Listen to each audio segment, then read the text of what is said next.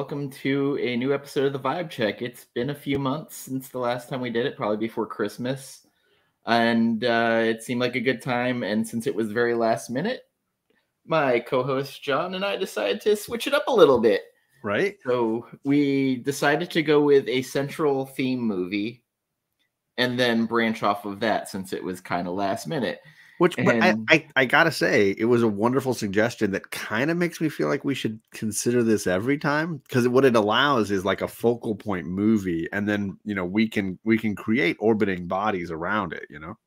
Also, it makes us have to pick only one movie each. 3 movies instead of 4, obviously. Yeah. In the right direction. So this is one of the rare times, though, where everyone we included in this, I mean, one's a little bit more off kilter because of the kind of movie, but every one of them is made by super creative geniuses. And when we get to my pick, I'll have to really flesh out and explain what it meant to Western culture when this movie came over. So Blade Runner was what we decided to go with, by Ridley Scott from 1982. And I'd say you and I both fans of it. It is somewhat of a divisive movie because you either hear it's too long, it's too boring, and then there's idiots like us that watch the extended cuts. I knew we had picked movies that vibed together well when I posted each poster and between on my Instagram story and separated them by a few hours, and I got the same response from Fire Guy Ryan on all of them. He's like, that movie is slow, boring, and depressive and depressing, and he said it about all 3, and I said, well, then we chose well. They all vibe really well together. So one of them, I'd say, isn't that depressing, and I can make an argument about Blade Runner. Yeah, it's slow. I don't know if it's depressing. Oof. The one thing I will say after this watch is that everybody's kind of morally gray, and I'd say that's the theme really of all our movies. Absolutely, 100%. Yes. Because on Threads, I'm pretty active on Threads lately. Okay. Because like the movie discussions on there are actually really good. Oh, nice. Especially in the horror community, because there's people who are writers for the horror magazines on there that talk back and forth. Like, we had a huge discussion of why Frailty is criminally underrated. Such a good movie. So they had name a villain you love, but people may not like, but you love. And I put Roy Batty. And the amount of people who got back to me saying he's not a villain. And I was like, he's definitely the antagonist. Yes and no. Like, if you look into why he is like he is, sure, he's not a villain, but in the grand scheme of things, he's the antagonist of this story, for sure. The means to the ends that he goes makes him villainous. Yeah, yeah. But again, it's morally gray, because if you look at Deckard, the cops kind of don't like him. Right. He's in the middle between the 2 forces at bay here, right? You've got the police trying to catch the replicants, and then you've got the company making these replicants. And Deckard's caught in the middle between them as Batty and his crew of badly numbered villains come to town, because there's still a replicant missing somewhere, right? I mean, that's one of my frustrations. So Carlito, not really. So for movie talk, like, it's pretty good, especially the horror community on there. But he's Tommy Wiseauing you. I saw that. Oh, hi, John. Hi. But I'm making a joke about how in the various cuts of Blade Runner, there's a numbering dispute about how many replicants should be running around the city that Harrison's hunting down, because they say 6, and in the end we only ever really see 4, and then there's a discussion about how one of them died off screen, but that would still leave 1 more that came with Roy Batty from off world. Carlito, you're more than welcome to jump in here and talk. You have the link, because I know you have a very, very soft spot for Blade Runner 2049. Well, sure. Which him and I both saw the newest Denis Villeneuve movie, and apparently Denis Villeneuve has PTSD from making that movie. That he said yes, I read that article. I read that. Another person's world again. I personally think, because I still haven't seen Oppenheimer yet, that maybe the next one of these we start with Oppenheimer in the middle of the circle and then we go around it. Then we definitely would get Carlito on board. Oppenheimer was a fascinating movie. I've never seen it, and I hear great things. This would motivate me to sit and watch it. I could add nothing. This is not true, Carlito. Don't downplay yourself. Don't downplay yourself. The one thing I saw that I love is someone made Oppenheimer if it was made by Rob Liefeld, and like, oh god, Einstein is jacked. Meeting Oppenheimer, he's wearing like a shirt with no sleeves. Right. Dylan, we're not going to dive into 2049 a whole lot, so you're good. We're not going to like ruin any of that for you. The focus is definitely going to be on the original Blade Runner and some of the films that we feel like vibe with it.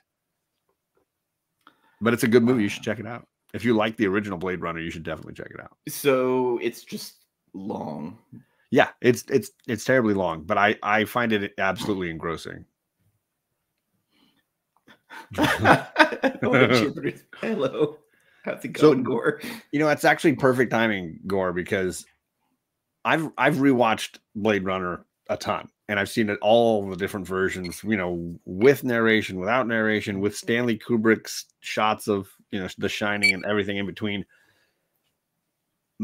The reason why, firstly, I love Blade Runner, great movie. The reason why it never makes my like favorites of all time is because it's sloppy.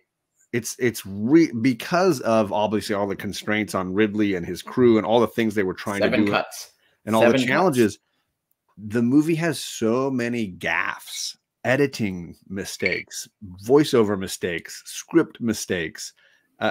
You know, the scene when Roy is supposed to be standing outside in the rain, like, and he's like feeling like his strength is waning, his hand isn't working right, is a shot from the end of the movie. His hand is like, you can tell it's a shot from the end of the movie. And, you know, what's her name? Joanna's character gets shot 3 times in the exact same spot because the editing gaffes are so I struggle adoring and like, you know, lavishing praise on Blade Runner just because of how sloppy the final result is. And again, I have the same critiques for all 3 of the movies tonight, and they vibe in this way. Like they really do vibe in the same manner of how clearly challenging these productions were. So I have some kind of behind the scenes notes about this movie in particular. Love it. Hit us, because this movie is fascinating. The journey that it went on, the movie that Harrison Ford thought he was there to make, the movie they ended up making. I got a lot about Harrison Ford and the hatred him and Ridley Scott have towards each other. And yeah. Fascinating stuff. Based on the 1962 novel by Philip K. Dick, Do Androids Dream of Electric Sheep, underperformed on release. And I'll get into the numbers about that because something we'd never see in Hollywood today happened. It was like a perfect storm of everything going wrong. Soundtrack by Vangelis. Yeah. Fucking great. Yeah. So good. Also, if you're into electronic music at all, there is a electronic group called Future Sounds of London. Okay. Who sampled the shit out of Ennio Morricone from Once Upon a Time in America. Okay. The pan flute in there, and then taking from Blade Runner soundtrack from Vangelis, stuff from Rachel's songs and some of the others, and they made a whole album called Dead Cities, sampling the shit out of Vangelis and like Ennio Morricone. And also they did a audio clip from Deep Cover from Laurence Fishburne. In the beginning of one of the songs, it's like, I killed a man who looked like me. And then Gore, I'm not saying it affects my viewing pleasure, because I certainly get a ton of viewing pleasure, but it does. Every time I rewatch it, it frustrates me. And the final cut had more of those editing issues in it. It does, yeah. And I think in the end, it's what keeps me from giving it the highest level of praise. It's always going to be one step down, just because you can see how you know, it's like the footage makes me peek behind the curtain at Oz a little bit, you know, which takes me out of the movie. I kind of alluded to this. There's 7 different cuts of this movie. Yeah. There was a work print cut that was going around festivals that originally they turned into the director's cut in 92. And then 2007, they put out the final cut. And Ridley Scott said there's not going to be any more cuts put out. This is it. We're done. And then they did 10 more. I'm just kidding. Opening weekend, it did $6.15 million. The production budget was $28 million. Yeah. The theater counts had opened in 1,295 theaters. Inflated adjusted domestic box office $111 million. And here's where we get into what came out the same week. Isn't this the E.T. and the Thing? Oh no, this is like a murderer's row of movies that are out the same week. Okay. E.T. the Extraterrestrial. Yeah. 24 million opening weekend. Yeah, that movie crushed. And that's written by his wife at the time. That was Melissa Matheson was Harrison Ford's wife. Blade Runner, 9 million. Rocky 3, 8 million. It had been in the theaters for about 2 weeks. I pity the fool. Annie. Wow, okay. Was in theaters. Firefox was in theaters. Star Trek II, The Wrath of Khan. Ooh, that's a Poltergeist. Ooh, another banger. Wow. The Thing. What's up, Harry? Author. The Sword and the Sorcerer. Porky's. So, was I right that Blade Runner, The Thing, and E.T. all debuted the same week or a couple of weeks apart? E.T. debuted the week before. Okay. With The Thing and Blade Runner same week. I know that it's easy for film snobs to dismiss E.T. and make it seem like, oh, the cute little puppet movie did well. These are 3 iconic family movies. Spielberg after Jaws. Oh, no. These are 3 iconic sci-fi movies. The Thing, Blade Runner, and E.T. Spielberg after Close Encounters. Phenomenal. I love E.T. and I that was one of my first movie going experiences. E.T. sits very high on my shelf of as far as love of sci-fi. Grease 2 was out that week still. Conan the Barbarian was out in theaters. Nice. Really crazy stuff.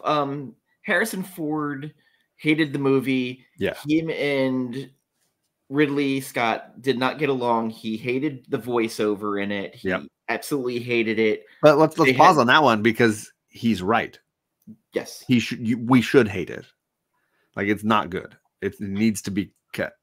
They had to drag came back kicking and screaming to record it. The let's see, casting Robert Mitchum originally was envisioned to be Deckard. Ooh, that must have been years before they made it. Dustin Hoffman was next up for it. Ooh, and he left. Can't picture it. Yeah, no. It gets better. They had Gene Hackman, Sean Connery, Jack Nicholson, Paul Newman, Clint Eastwood, Tommy Lee Jones, everybody, it sounds like. Peter Falk, Nick Nolte, Al Pacino, and Burt Reynolds. There are several in there that I would be down for. Paul Newman. Burt Reynolds is Deckard. I'm just gonna say Paul Newman's my favorite actor of all time. That guy can do anything. He could do anything. So he would have been good. You tell me Paul Newman's in this movie, I will write that check. I will sign me up. Paul Newman Pacino would have been fascinating. Doing the Voight contest. He would have been. I don't know. I mean, but this was not the same one we got in Son of a Woman. It would have been a slightly different, in 80, what is it, 82, 84? 82. So this would have been probably Dog Day Afternoon. Yeah. I think it would have been a slightly different Pacino performance. Gore says in small towns, when a hit movie like E.T. or Annie came, they wouldn't leave until a month later. And I get that, but for me, E.T. it holds up really well. It's a beautiful movie, and I think it's a shame that it gets derided as the movie that tanked Blade Runner and The Thing, which it did. I get it. Which again, this was like a warning sign to people in the future of don't ever put stuff out. And Alan Ladd, who had put out Star Wars, picked this date because that's when Star Wars came out, and 2 other movies he worked that were cash cows. So that he considered a lucky day to put it out. And he was not with Fox much longer after that. Boom. There you go. Rutger Hauer was the one and only person they considered for the Roy Batty role.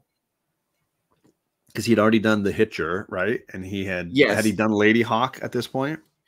I don't think Lady Hawk had done that yet. He was hired basically because of Paul Verhoeven's movies that Scott had seen, Soldiers of Orange, Turkish Delight, and Katie Tipple. Okay. He actually rewrote the character's Tears in the Rain speech on the fly and did not tell Ridley Scott he did it. Okay, that may be the fact of the night. What's up, Sanimation? Hey. So you're telling me that the best written speech in this movie was written by the actor on set? Rutger Hauer rewrote his character's Tears in the Rain speech himself and presented the words to Scott on set prior to filming, and then on the fly changed 3 lines. Wow. That's not only a bold move for a young actor on the way up, but it is the quotable, iconic sequence from the film. So the one line, and I think it's what he changed, is how he starts it with like, exciting to feel fear, isn't it? To be hunted. And he delivers it in such a way, it's frightening, yet because he looks like he's going to cry as he's talking about, I've seen attack ships on fire. Yep. So it's the best scene in the movie. It's beautifully done. Oh, those are some of the factoids of the movie. Thank you for sharing that. That was great, Dan. Yeah. As I was taking the notes looking, I was just like, holy shit, like this movie, this is a movie you don't hear about being troubled. And it's very troubled. I remember Sean Young talking about how awful it was working with Harrison, and that the two of them hated each other, and that their scenes together were incredibly difficult, mostly because her costume and her makeup and her hair was incredibly delicate and complicated. And he was always mussing her up, grabbing her, pulling her, kissing her forcibly. And as a result, like in between every take, massive time had to spend putting her back together again so they could do another take. Also, a lot of character actors in this, like Edward James Olmos, a young one. Yep. Oh God, Emmett Walsh. Yes. James Hong, who is Lopan in Big Trouble in Little China, is in this. Yep. Just Brian James is great. William Sanderson's great. There are definitely some faces that a lot of people would maybe recognize, but maybe not know their names, who have been in a ton of great movies, and obviously bigger stars like Daryl Hannah playing a tiny role. But yeah, Rutger Hauer is the bomb. Sanimation, I totally agree. Yeah, and again, I think before this, I had only seen The Hitcher, where Rutger Hauer is frightening in that movie. The original Hitcher is one of the best horror movies. Yeah. Oh, so good. I think I saw the first movie with him that I think I remember was probably Lady Hawk. I think I saw that a bunch and really just loved it and thought he was so great. And then it was weird for me to later see him as a villain because I liked him so much. So my first exposure to him as a performer, because I was pretty young to see Blade Runner or Hitcher, was Lady Hawk. And I loved fantasy stories anyway. So it was like right up my alley. And of course, Michelle Pfeiffer, gorgeous. Yes. And Ferris Bueller's Day Off was everywhere. So it was like, oh yeah, this is all the rage. And then later, when I was in my horror phase in high school, that's when I saw Hitcher, and it was like, I mean, he was creepy, but there was always a part of me going like, but he's our good guy. He's a good guy, right? I think it's the fact that he could play that range all over the place where, I mean, he was in those stupid movies, Blind Justice, where he was the blind karate master. You're right. I saw all of those. He was also in the Salem's Lot TV show playing Barlow. Oh, okay. I don't think I've seen a version of Salem's Lot at this point. So there's one that was more book accurate that was on TNT or TBS with Rob Lowe in it. That was not bad. Like that around the same time that Rob Lowe did The Stand. Almost like within, 10 years apart. Oh, 10 years apart. Okay. Yeah. So further than I thought. So the thing about this movie, it starts right away with a little bit of anxiety because you have the test, the Voight-Kampff test. Well, obviously we get like credits and the information about replicants, yes. But then we fly through the city and it's like fire and 2019. Just so everybody knows, it's 2019. This movie takes place. We're living in Blade Runner. We're not flying in cars. And then but then straight to the void comp test, which is hard. We don't necessarily maybe know what's going on, but can suss it out. And then of course it ends so abruptly. You see a turtle on its back. What do? You're on a beach. Well, what beach? The questions are idiotic. Like, it's just and I don't know that there's any logic as to why one question would trip up a character versus a replicant versus another. It was kind of interesting because we see two of them over the course of the movie. We see the one with for Rachel, and then we see the first one. And you kind of start to feel bad. Like, at certain points of this movie, you feel bad for the replicants, and I don't necessarily feel for, at least watching it now, I don't feel for Deckard. He's kind of an ass, and I think that's kind of the point. When he's at that mobile Asian restaurant, when Edward James almost comes over and he's like, "We're under arrest," he's like, "I'm eating my noodles." You got the wrong guy. Yeah. But I think if you look at all three of our protagonists, they're all kind of asses because they're choosing to wear blinders about the world, right? They're all three characters who are ignoring what's really going on, whether it's, in this dystopian future, that dystopian future, or the Vietnam War. You've got three protagonists who really are wearing blinders intentionally. I think they all know something's wrong with the war, with this future, with these organizations, but they would rather wear the blinders. And the purpose of the films in all three cases for me is they have to realize they want to take the blinds off. What was it they say? The replicants are more human than human. I want to talk about that. One of the things that irks me about this movie, and again, I love Blade Runner. I don't want to spend all night harping on it because there's so much to love. The replicants seem obvious to me. Like, when he's shocked that Rachel is a replicant, the whole scene I'm watching her going, she's odd. Like, she seems like a replicant. Like, I'm not, it doesn't. So, and that was true of me the very first time I watched it. I was like, dude, it's a replicant. She's a replicant. Just look how weird she's acting. She's a replicant. And then he's like, she's a replicant. And I'm like, no shit, Sherlock. I could have told you that. Like, for me, there was not enough that made me question, are they a replicant or are they? It was like too obvious for me. And maybe that's the point. And it's also why the unicorn plot twist theory Harrison Ford thing doesn't work for me. Yeah. Because he's clearly not. I'm sorry, he's not. The unicorn thing makes no sense to me. And thankfully the sequel film proved that he's not a replicant. But like, I still don't understand the unicorn stuff. Doesn't make any fucking sense. Here's my theory on it, though, if you want to hear it.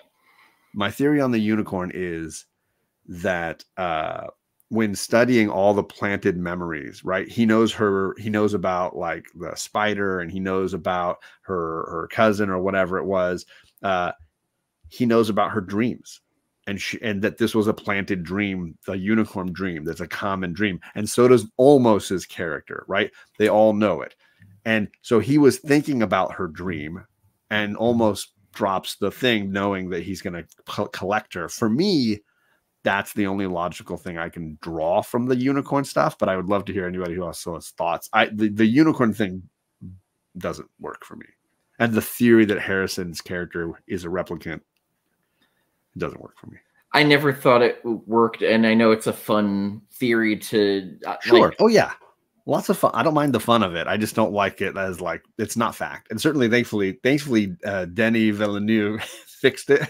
He's like, nope, human. It's not something that's ambiguous enough for me, because honestly, like the movie that came out the same week, The Thing, that ending's ambiguous. Like, you can make your own ending. Yes. That is truly like ambiguous shit where you're just like, well, who is it? Is it either? Is it both? Is it the one? Right. Like, and you don't know. It pans away, and they're just like, well, we're going to have to see what happens. Dun, dun, dun, dun, dun, dun. Right. And the way this, especially the final cut, I haven't watched the original cut in a long time. And when the final cut ends and just goes to credits, like this time watching, I was like, he looks at the foil unicorn. I'm like, eh. Yeah. Like I took it as, I mean, the first time I watched it, and probably the first handful of times I watched it, it made no sense to me. And as an adult, I've come up with the rationalization that it was almost saying, I know you have her. I know you've got Rebecca. I'm not going to come after you. I know her dreams and I know her memories, and I know that you're going to help her. Know that I know. That's all I want you to know. Right? That's what I took it to mean now as an adult. And then talking about like people we know immediately, Pris shows up looking like Debbie Harry from Blondie, and I'm like, well, clearly, like immediately, I'm like, yeah, like even as a kid, I was like, well, yeah, she's trouble. Yeah, trouble in a blonde wig. And then, well, especially when she starts freaking out when Deckard fights her, where like she Bride of Frankenstein hairs up and flops all around. To be honest, though, this is what I love about the movie, and ultimately for me, gore is what works across. Sorry, all three of the movies we want to talk about tonight: the reality versus psychoses of our characters, the protagonist and the antagonist. I think there's a lot to be said about that. What is reality stuff? Like, you could throw out 3/4 of the movie, but give me that last quarter of the movie with the cat and mouse game between Deckard and Batty, especially where like he's making the wolf noises while he's chasing him through the complex and he's talking shit, and then he throws his head through the wall and he starts talking shit to him. Like, when he breaks his fingers with a gun. So freaking cool. So good. So for me, the reason why I love your pick of Ghost in the Shell is that and ultimately even in Apocalypse, but like the idea of two characters, hero and a villain, unwilling to accept the reality that they're presented with and trying to balance what they know to be real and what they want to be real, and perception is reality for everybody. So how they balance that, I find that very interesting. And that's the core of what is kind of fun about Blade Runner. So, I mean, this is a very old movie, so spoilers going is when Batty kind of accepts reality after he gives the Tears in the Rain speech and he effectively dies. Yeah. It's like he came to grips with what truths are. Mm-hmm. And I think you could argue all three of our antagonists do this. I don't think are Deckard all three ever comes absorbed in. Because Deckard's fighting it the whole time. He is, but clearly by the end, and again, in all three movies, you've got a protagonist who is completely changed to their core by their prey. And in the end, they absorb, sometimes literally, sometimes figuratively, they absorb their antagonist, and it changes their worldview moving forward. So I think it's fascinating how all three of our movies accomplish that. And Deckard hearing Roy speak at the end, that monologue changes him permanently. When he sees someone who should kill him extend mercy and explain it so eloquently, it completely changes him forever, which is why I think 2049 works for me, is because of it's all built on what changes Deckard goes through. And it, again, if for no other reason, the Vangelis soundtrack, I can't imagine this movie working without the soundtrack. And Vangelis did Chariots of Fire, which I was alive when Chariots of Fire came out. It was everywhere. Yeah. Song was everywhere. Yeah. But I think now I'm going to just keep hitting this nail on the head all night. I think we've picked three really relatable films. They all have intensely accurate soundtracks and visuals. The blend of music and visuals in all three films is the reason to watch them. They are, the cinematography is iconic. on all three fronts, and you can see single frames or single sequences from these movies and know exactly what it is. And this is why I said it's very rare that we pick movies that all three are visionaries in their own way in their fields. Right. And again, you know, Ridley Scott's put out some bad stuff. I mean, there's every director's got one or two. Sometimes Coppola made Jack with Robin Williams. Coppola's got some movie prison time in him, not including his hiding Victor Salva, who is a known sexual predator. But I loved his Rainmaker with Matt Damon, underrated movie that Coppola did later in his career. One of the things I will say that Rutger Hauer embodied, and I'm becoming more appreciative lately, people who can show their emotions through their eyes and through their facial expressions. And there's points in this movie where he's maniacal and then shifts to this look of hurt. Like he's explaining what his people are going through, even though they're not people. And again, like the speech, the monologue at the end, you see him like almost like looking off into his mind's eye, talking about how, you know, he's seen attack ships on fire and the rains of fire and all this other stuff. And then he pauses and you see this just look of pain. He goes, it's like tears in the rain, and trails off. Yep. It's the delivery makes the speech that much better. Oh, absolutely. And to your point about like visually iconic film, I think the reason it happened this time around is because we started with something that was so visually iconic, right? When you look at what Blade Runner did to cinema, you know, obviously it was a cult film. Much like these other two, you know, these were not necessarily big hits right away. It took time to get there, although Apocalypse did pretty well. It did. It was also heavily criticized. Absolutely. Heavily. And I think in all three cases, you look at what Ghost in the Shell did to anime, you look at what Blade Runner did to science fiction, you look at what Apocalypse Now did to war films. I think in all three cases, they were trendsetters. And so many movies borrowed from them. I mean, you could even argue that Ghost in the Shell's visual aesthetic is Blade Runner's visual aesthetic. I also wanted to say how much VHS saved a lot of these movies that came out during these weird times that became Evil Dead. VHS did The Thing, Blade Runner, Big Trouble in Little China. 80s and 90s, there were a lot of movies that found their popularity, found their life because of VHS or HBO, you know, some of those. Oh yeah, definitely. So like another John Carpenter movie that kind of in the theaters got lost, Starman. Sure. That was one that, you know, people were like, it's like a romance movie, like, but great Jeff Bridges performance. And you start thinking, man, Jeff Bridges has been doing this for a long ass time. I mean, since he was a kid, much like Kurt Russell, right? Since they were kids, working for Walt Disney, and when he was turning out his like almost like monthly, you know, live action stuff for kids. Oh, 100%, Rashid. The soundscape soundtracks. Yeah.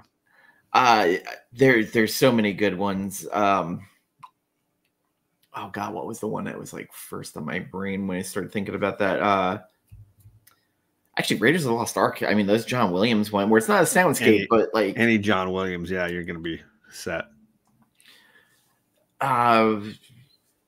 There's a sci-fi movie that there's a soundscape to that. It's embarrassing, but I always like The Black Hole from Disney. Sure. Oh, sure. Yeah. Wasn't that Robert Forster? Isn't he in that? Robert Forster? Yeah, I believe so. It's been a long time since I watched that. Sure. Any final thoughts on this? No, I think ultimately the historical context is really important, I think, for all three films, and I think there's a lot to dive into and debate here. But as we get into the other movies, I think you're going to see some really cool things that happen thematically, story-wise, from cinematography standpoint, that are, there's a ton of trend setting to these three films. You also, for this movie, well, actually for two of the movies, you got to really pick your cut and just stay with it. I think I don't know how many cuts there are for Ghost in the Shell. I think it's just the one, right? There are two. Okay, so maybe for all of them. You could argue for all of them, right? So there's a 2.0, and it's just they went back in and kind of touched up some of the animation. Gotcha. And like it's more like a special edition than it is. Right. They didn't like throw in a bunch of new scenes and stuff. Well, we threw in a tauntaun here and there, Jabba the Hutt walks through Boba Fett. Sure. Makes sense. Definitely recommend watching Blade Runner. There is a 4K version that just came out not too long ago. It's the final cut, but you don't get the other two cuts on it, which is the one I watched. And I watched the Blu-ray version, not the 4K version. And I listened on my I got a 5.1 soundbar system. Did not project as much as I want. I was hoping for, something a little bit more booming. You're going to be disappointed in me because I still have the Warner Brothers cardboard DVD case. That's what I've got for Blade Runner. I don't have mine's got the origami unicorn on the cover. The one that you have to one side has widescreen and one side has pan and scan. That's what I had. That's what I'm still watching. I've yet to get something more adequate, I should say, than that. So which one do you want to do next? I want to get into Ghost in the Shell because all right.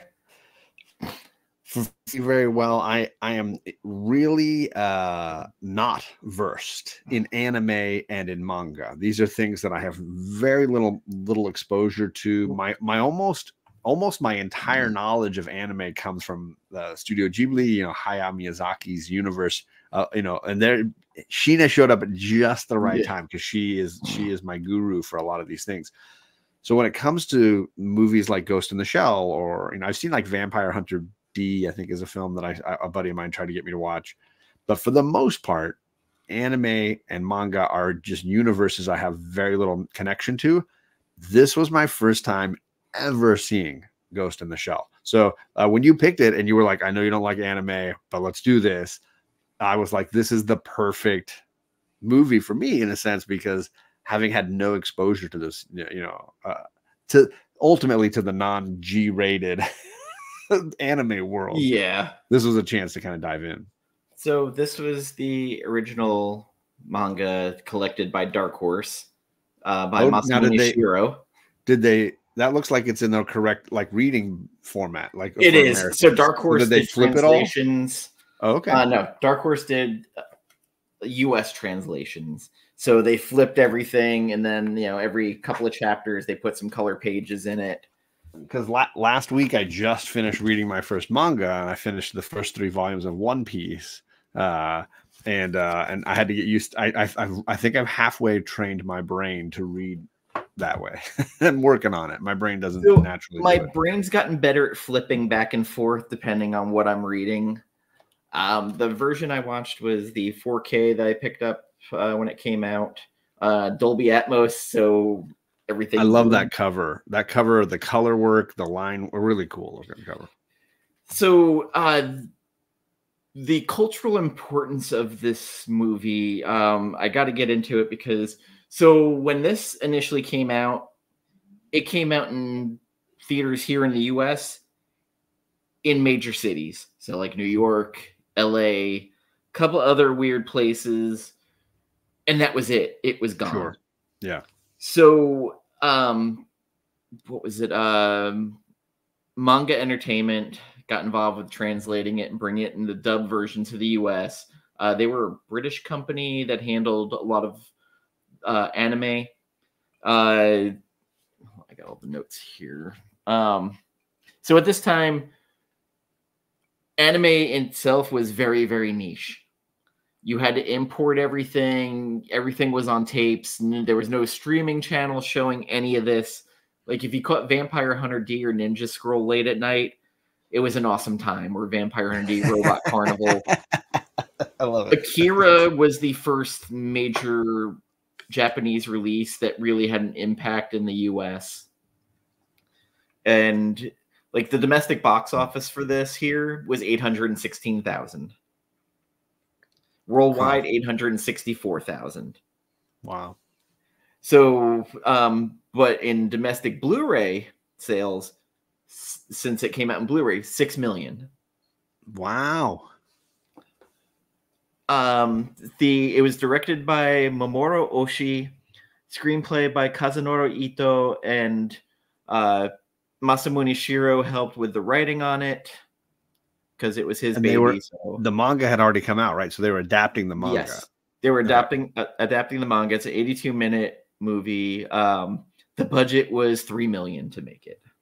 Ooh, pretty big for an anime, though, right? The box office overseas was 10 million. Yeah, yeah, 3.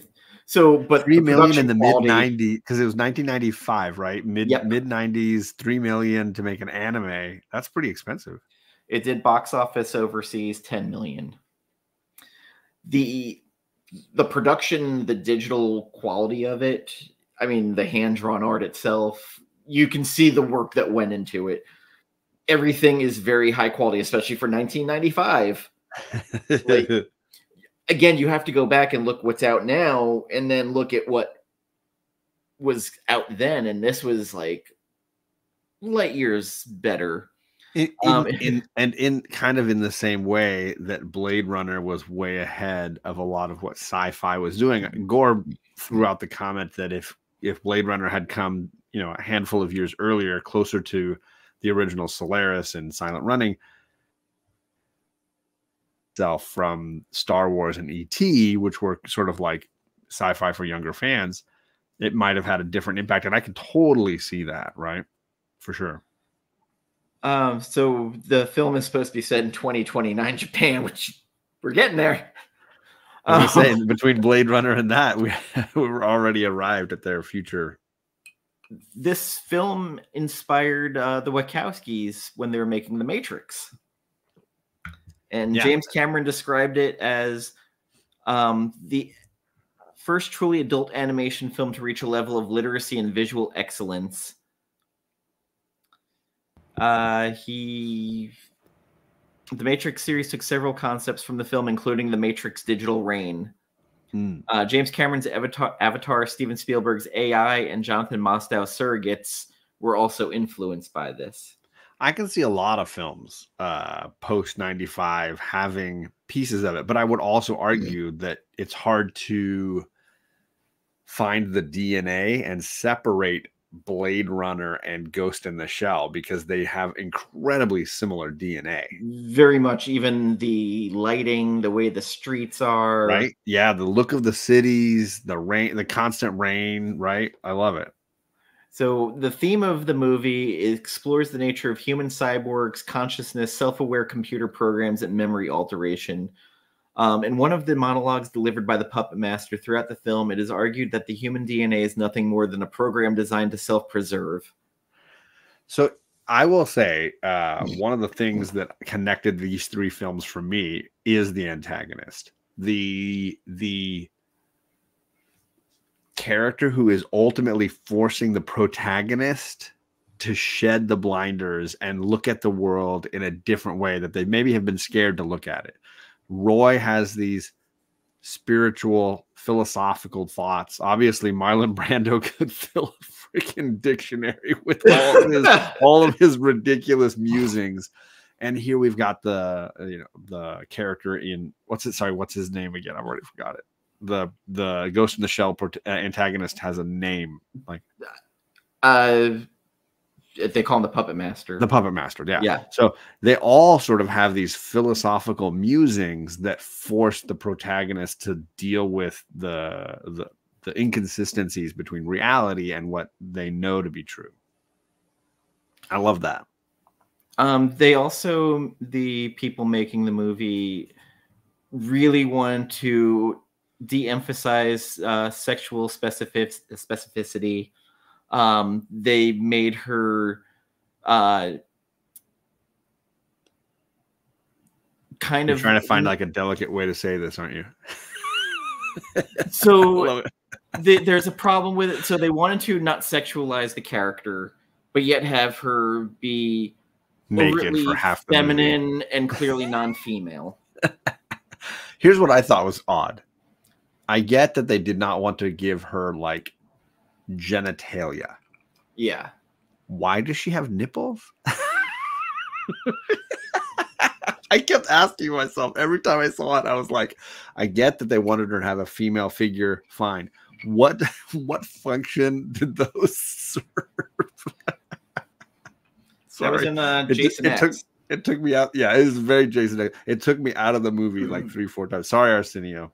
It took me out of the movie. Every time I saw it, I was like, what's the function? Like, what's the scientist thinking on that? Where's the guy, the geneticist the scientist building these robots thinking? There was an interesting discussion she had with Bato where she talks about how as a cyborg, you're always paranoid, like an imposter syndrome of thinking that maybe you were never human to start with. And yeah. That's a big part of this something movie, that kind of got buried in there. It's like a throwaway line, but like I sat there, I was like, huh. Because imposter syndrome is like, they don't call it imposter syndrome, but that's basically what they're talking about. And that's something actually in leadership training now at my work. They talk about imposter syndrome when you first get promoted. Well, it was my first thought when they sort of danced around the idea of a shell and that your mind would be placed into a shell. Well, instantly, I got paranoid. The second they mentioned it, my paranoia kicked in, and I thought, how do you know this is even your mind anymore? How do you even know that this isn't just some programmed version of your mind? Like, how do you even know that you're you anymore? Right? Because how long have you been living this? Yeah. And there's memory alteration, so you don't know. Her partner Bato has cybernetic implants, right? And there's two pieces to it. One that I really liked, which is that it made me look at the universe that their characters are existing in from the perspective of them, where they're looking at what is real, what is not, and what am I at my core, right? What makes me me? The same way that Roy is looking at it, or the Deckard's looking at it. There's a lot of similarities there. The frustrating part for me, and the biggest critique I have of Ghost in the Shell, is that nothing is explained. No, they just leave. They don't care to explain or answer anything. And they almost, when they like inch near explaining something, they turn and run the other way. Like, nope, we got to go blow something up real quick. Well, there's even that part with where she's getting ripped apart by that tank. Yeah. And Bato, she goes, "Where'd you get that gun?" "Oh, just your standard big gun." Like, right. I just made. So for me, the second they told me like, "Oh, there's these brains going into shells," I wanted to see it. I wanted to understand it. I wanted to know. I wanted to see people making that choice and going through the process. I wanted to see where the brain was. I wanted to know. And they were like, "Bullshit, we're not giving you any of those answers. We don't give a crap that you want to know that." And that bugged me a ton. Is that I was like, I wanted some explanation so that I could understand the plot a little better. And they were like, you could tell the creators were like, that's not important. It looks cool. Well, do you remember in Looper where they're like, "Oh yeah, we got time travel," and they just never talk about it again? No, yeah, it becomes a non-issue, and of course it does, scratch the cranium a little bit. Yeah, right? I mean, the one thing that stands out, the animation is just gorgeous. I think I know that Apocalypse Now won the Oscar for cinematography. I know that Blade Runner won for art direction and for special effects, and that how stunning Ghost in the Shell is. I think in all three cases, what you have are an absolutely unique and trend-setting visual aesthetic. In all three cases, these are just, you could turn the movies off, put on any music you wanted to listen to, and just watch these movies visually and be absolutely blown away. Well, what's hysterical, the director of this didn't want to do it. He wanted to do another... He didn't want to make Ghost in the Shell? No. He wanted to do this other property called Jinro. Okay. And they're like, it's another manga property. And they're like, "Oh no, you're doing Ghost in the Shell." He's like, "Huh?" They're like, "Oh yeah, this is the next big thing. You're doing this." And he's like, "Yeah, I guess." He eventually went back and made Jinro later on, but like, it's like Clark Gable making it happen one night and then winning the Oscar, and he like bitched and moaned the whole time and hated the movie and didn't want to make it, and then he ended up winning Best Actor. Well, supposedly that's how George Clooney became Batman. Like, he's on the and like, guess what? You're Batman. He's like, okay. Arsenio, I don't mean to frustrate you. I am very novice in anime. I commented earlier, like, this is one of the few non-Hayao Miyazaki animes I've ever seen, and it was my first time watching it this week. So I'm getting there. I've never seen Akira all the way through. I've seen portions of it. I probably have seen all of it, maybe in scraps, but never like in a straight run. So I appreciate those of you that are big anime fans. If you've got ones I should be throwing in the queue next, let me know. Akira, it's one that you gotta watch. The soundtrack is great. It's another one. It throws a lot of shit out there. It's a long movie. My experiences with anime, and maybe it's just me as a dim-witted American, is that what I usually get is something that is visually stimulating and absolutely captivating, but that doesn't give me all the information that I want to know and leaves me often confused, like I missed something. And that's been my reaction to a lot of the anime I've seen, even the Hayao Miyazaki stuff I've seen. I watched Spirited Away several times, and I still don't fucking understand that movie. I feel like I didn't smoke enough weed before I watched it every time. I would recommend, if you wanted to watch an animated series that's hysterical, One Punch Man. It's a guy who decides to become a superhero for fun, and he trained so hard his hair fell out. Lovely. And he gets frustrated because he destroys everything with one punch, but he's also like broken a slacker. Okay. So like he gets pissed off during a fight because he found out he was missing coupon day at the store. And he starts. This doesn't have anything to do with being the One Punch Man, but okay. Like, I know that is it Chainsaw Man? I think something like that. Yes, that I've been told to watch as well or read. Yes, either. Plus the trades are really cheap. The manga, but the anime is good, but the manga's better. Okay. And Arsenio in the chat and I are huge Naruto fans, so watch all of that. I know a lot of the anime is shows, not necessarily single films, right? Yeah. Saitama. Yes, Saitama's awesome. That's the One Punch Man's name. Yeah, for whatever reason, as a kid, I was into a lot of nerd stuff, D&D, and you know, indie films and horror stuff. But anime and animation and manga never landed in my lap. I know comic books, obviously. Yeah. Living in New York on one of the channels based out of New Jersey, every Sunday morning, real early in the morning, they would show Robotech, the Macross Saga. I did watch that, the Americanized version of Robotech. And then G-Force, the Gotcha Man.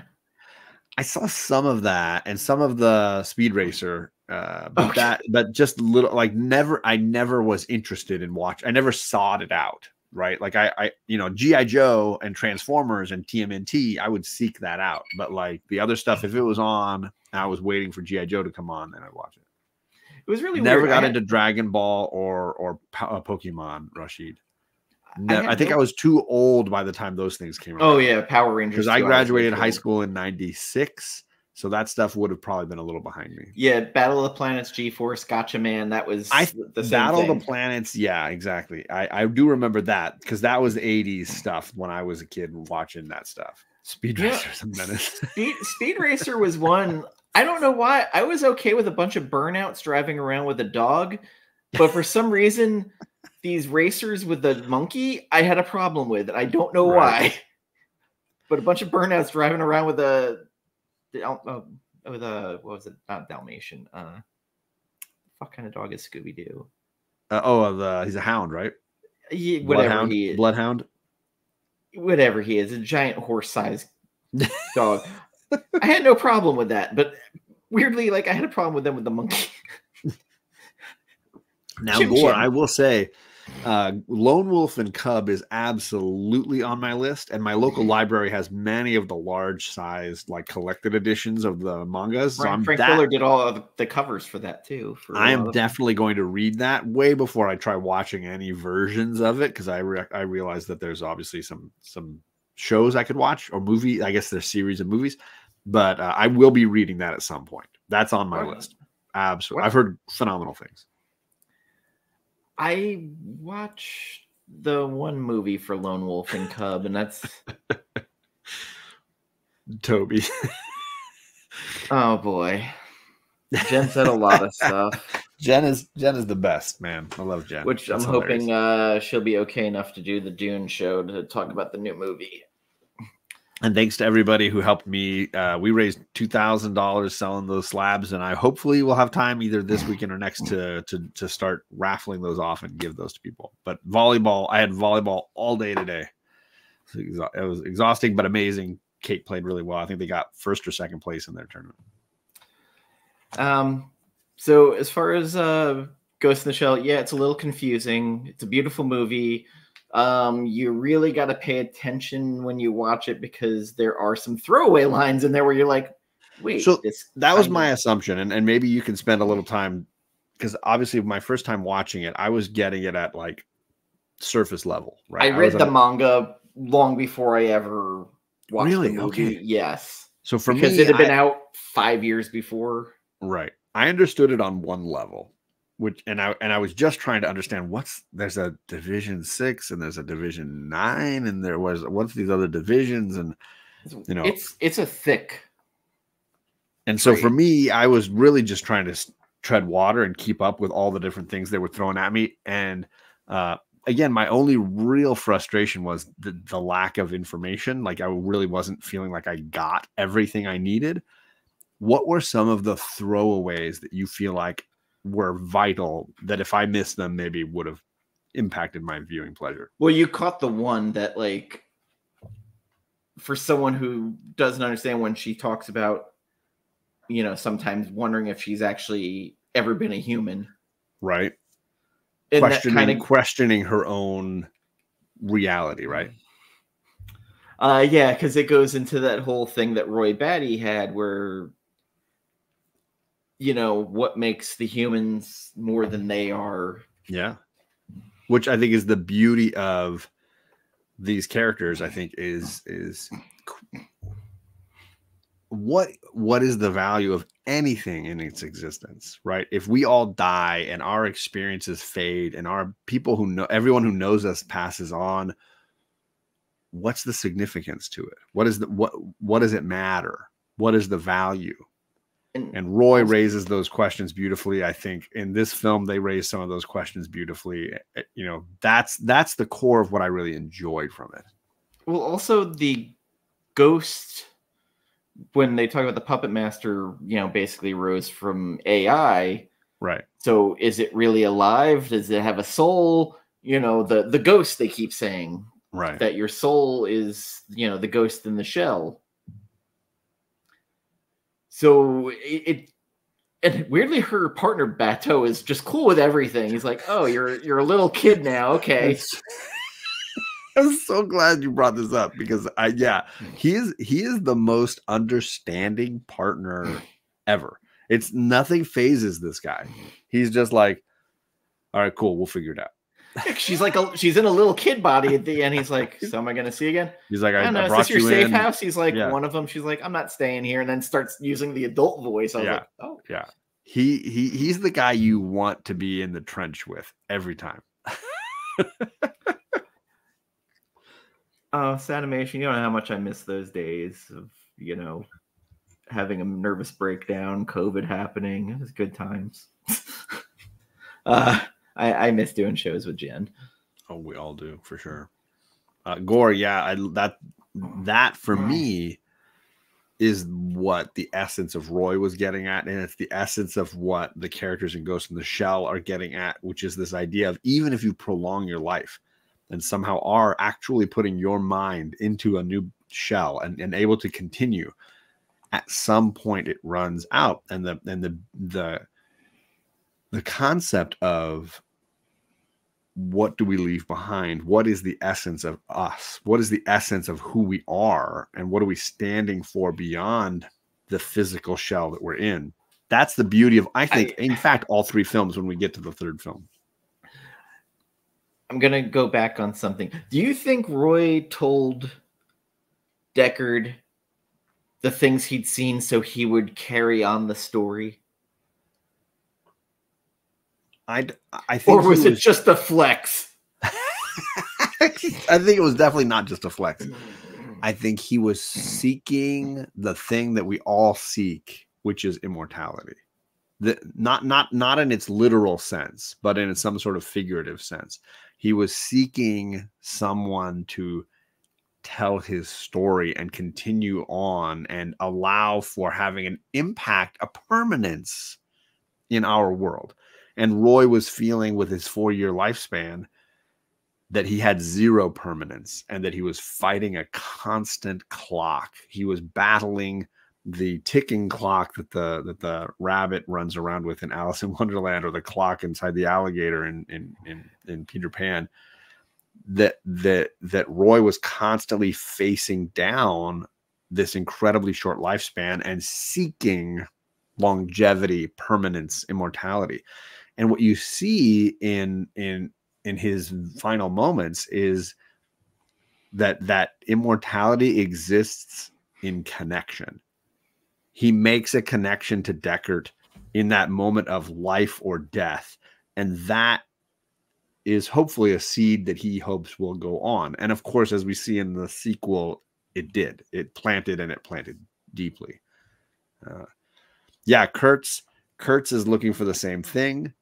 I think the villain, and maybe I've been drinking too much. The villain and I keep forgetting the Ghost in the Shell's villain's name. Puppet Master. The Puppet Master is seeking the same thing, right? Seeking a sort of permanence, a feeling like the time spent had value.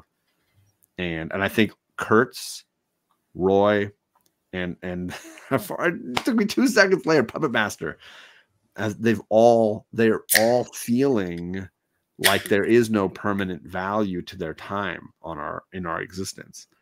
And they're all seeking to lay that seed onto the protagonist in the hopes that they will carry it on. Okay, so tell us why you picked our next movie. So I jokingly told you when we were on the phone, like thinking about this topic, that I was going to pick 7. Because I was like, oh, it's the detective and he's hunting and, it fits everything. I wanted to pick something that was not sci-fi, first and foremost. I want to see John act like he doesn't remember something and Dan know the answer. I'm going to have Puppet Master nightmares from now on, because that's like 4 times. Just not tonight. The 80s horror movie with the... No, not that one. So I wanted to pick something that was related genetically in some way to Blade Runner, but was not science fiction. I was trying to find something that was based more on thematic elements, more on figurative language, and less on literal language. And so I was looking at journeys between a hero and a villain, a protagonist and an antagonist, that was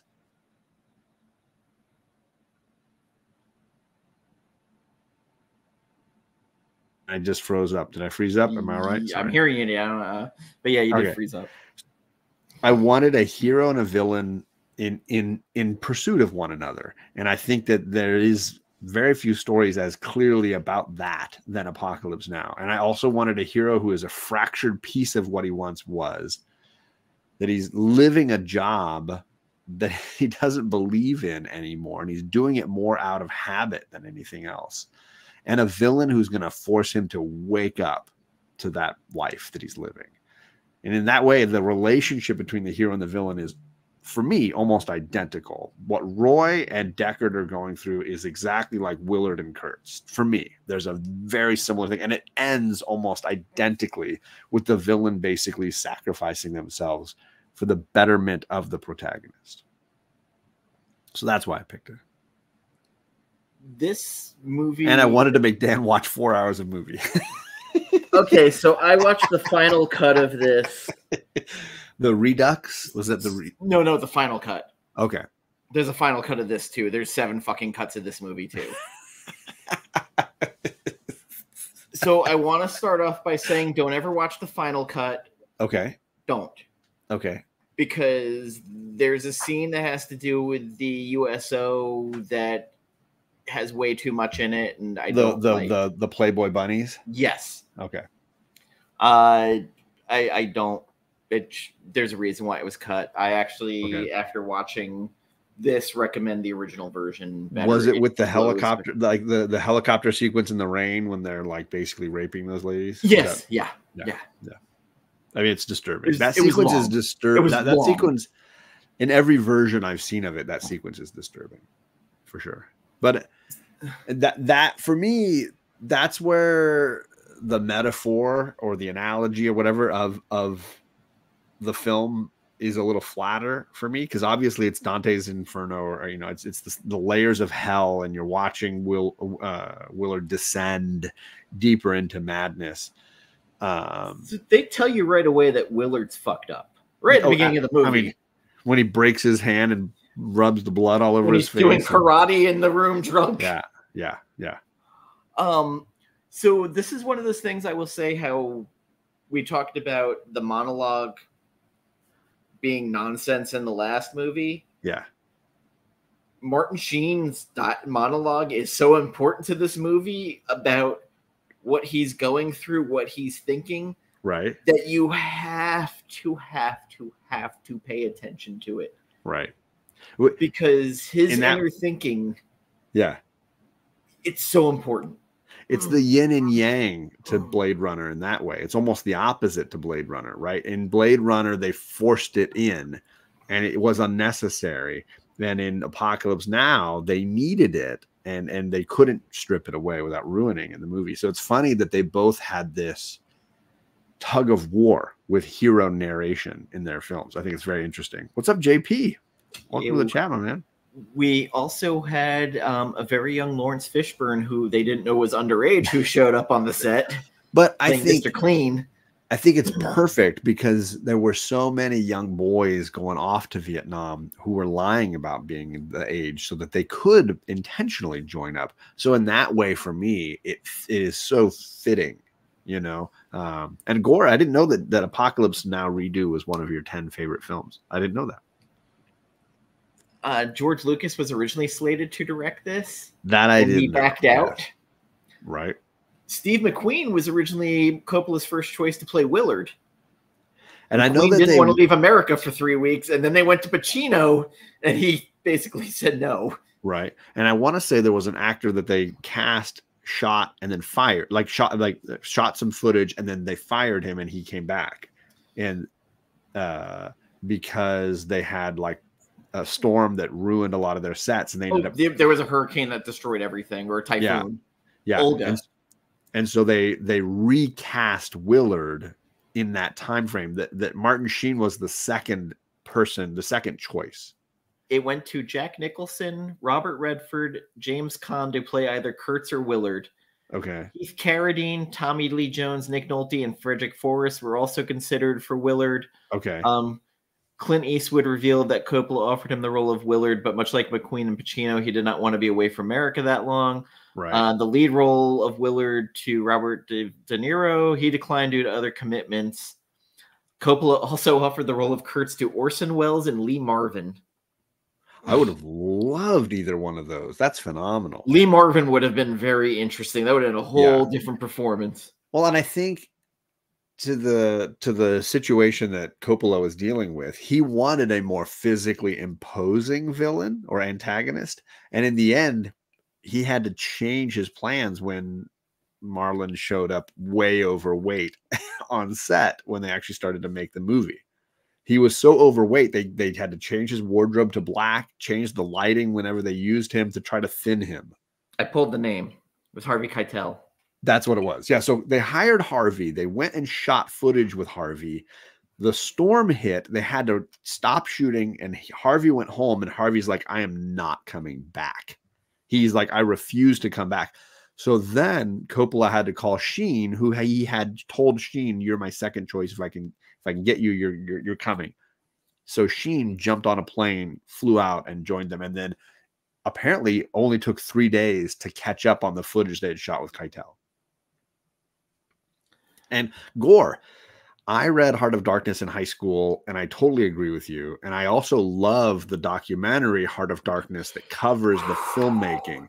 If if you are a halfway fan, if you've casually enjoyed, if you've watched Tropic Thunder and want to know what it's based off of, you need to watch the documentary Heart of Darkness, which most quality versions of Apocalypse Now that you can buy include the documentary. You might even have it on your shelf at home and not realize it. You should watch it. Heart of Darkness is, if you have any appreciation for what takes to make a movie, Heart of Darkness is a masterpiece in documentary filmmaking. We have a guest. So do we? Yes. And from Parts Unknown, we have Carlito. Oh, hi, John. I mean, firstly, phenomenal background. You like that? I made that just for you. Sir, it has been entirely too long. Cheers to you. I'm drinking Eagle Rare, my friend. Oh, nice. You didn't like Knob Creek? Just saying. I did not. I'm drinking unsweet tea. Oh. Happy Saturday night to you, sir. Yes, and to you fellows as well. Are you an Apocalypse Now aficionado? Have you seen the redo? Where are you at with Apocalypse Now? I have not seen the redo. Okay. It's been a long time since I've seen the original. Sure. I probably saw it when I was too young. but yeah, it definitely it sat with me for sure. Recently, a couple of years ago, I think it was during the whole virus thing, I went down the rabbit hole of watching a documentary about the behind the scenes, and that was I couldn't stop watching it. Jesus. Sure. So it was, you know, I remember when I was hearing about this process of trying to make Apocalypse Now, that the journalists started calling it Apocalypse When, because the movie was so over budget, and you know, it took a year and a half when they originally plotted like 3 to 5 months, and it became this joke, this punchline, you know, Johnny Carson style punchline. It was Waterworld. Yeah, it was like the budget was so ballooned. The casting dramas, the heart attack of Martin Sheen on set, you know, the back and forth with the studio. It was a joke. It was a joke until it showed up at Cannes and won the Palme d'Or. In a version that was not even the final cut. It was like an unfinished cut, and they won the Palme d'Or at Cannes. Robert Englund originally auditioned for the role of Lance Johnson. The Surfer? Robert Englund would have played the Surfer? No way. No way. Real human corpses were bought from a man who turned out to be a grave robber. The police questioned the film crew, holding their passports, and soldiers took the bodies away. Instead, extras were used to pose as corpses in the film. Yeah. So the entire finale of the movie, where they're in the tribe and with the jungle, and they're butchering the buffalo, the water buffalo, and they've got all the dead bodies everywhere, was going to be Arsenio, way more extreme. They were actually going to use corpses, because if you watch the scenes, there's dead bodies everywhere. They're strung up all around. They're just laying around. There's skulls and things. And they got, you know, obviously vetoed on that. But the buffalo that they massacre is actually being slaughtered on screen, which is why sometimes movies will say no animals were harmed in the making of this movie. This movie got a huge red flag from the Humane Society when it was released, because they actually have footage of slaughtering the water buffalo in the movie. Now, Coppola claims, hey, to this tribe, to get them ingratiated with us and to make it so that we could shoot and use them in the film, we had to give them a water buffalo along with other things, and they were going to slaughter it for their purposes. We just lit it, decorated the set, and shot it because they were going to do it anyways. Whether that justifies it or not, it's an iconic moment with a literal, killing of this water buffalo on screen. Dennis Hopper and Marlon Brando hated each other, leading Brando to refuse to be on the set at the same time as Hopper. So true. So true. Yeah. Duvall had issues with stuff that were cut from the film, because there was a scene where they cut him saving a baby. And he said, well, that takes away the humanity of my character. Yeah. So but it's in the redo. You see him loading the carrier to get people out of that village. Ooh, look at us. We're all sitting with Denny and Christopher Nolan now. What's that? Funny enough, there was a Christopher Nolan panel where he said Inception was supposed to be a horror movie. Okay. Did you see he wants to do a horror movie, Dan? Yeah, I've been seeing that a lot lately. You know he's going to get a green light for that. Oh, of course he is. He's got a blank check at this point. Pretty much, yeah. We've talked about this. He gets a blank check. Right, anything he wants. Martin Sheen actually broke a real mirror that was not a prop. And his hand was bleeding and he broke it. He was also heavily intoxicated. Big surprise. Not a shock, yeah. And then he had the heart attack during it, a major heart attack. Yeah. Gore mentions the music of The Doors at the very beginning of the film. Yes.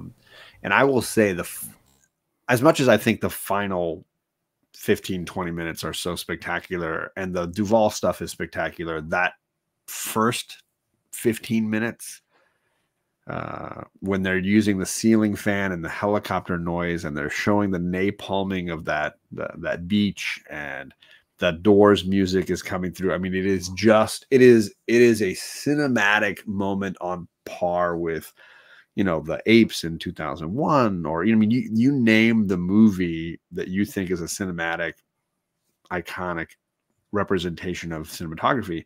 For me, that opening sequence in Apocalypse Now is up there. I found it interesting, though, watching this with all the internal monologue, if possibly in Platoon with Charlie Sheen, they were like, well, Martin did it. Fuck it. There's an amazing joke that still hits for me today in Hot Shots Part 2 when when Martin and Charlie are passing each other down the river in Vietnam. And you hear both of their monologues going, and Charlie's monologue is like he's doing his Rambo Platoon thing, and Martin is reading lines from Apocalypse Now, and they're both past each other. And when they're passing each other, Charlie and Martin point fingers at each other, and they're like, "I loved you in Wall Street."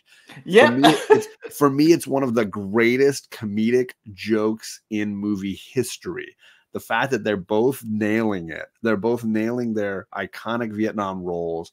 And they're both joking about being in Wall Street together. I was like dying. It's one of my favorite jokes, like meta Hollywood jokes ever.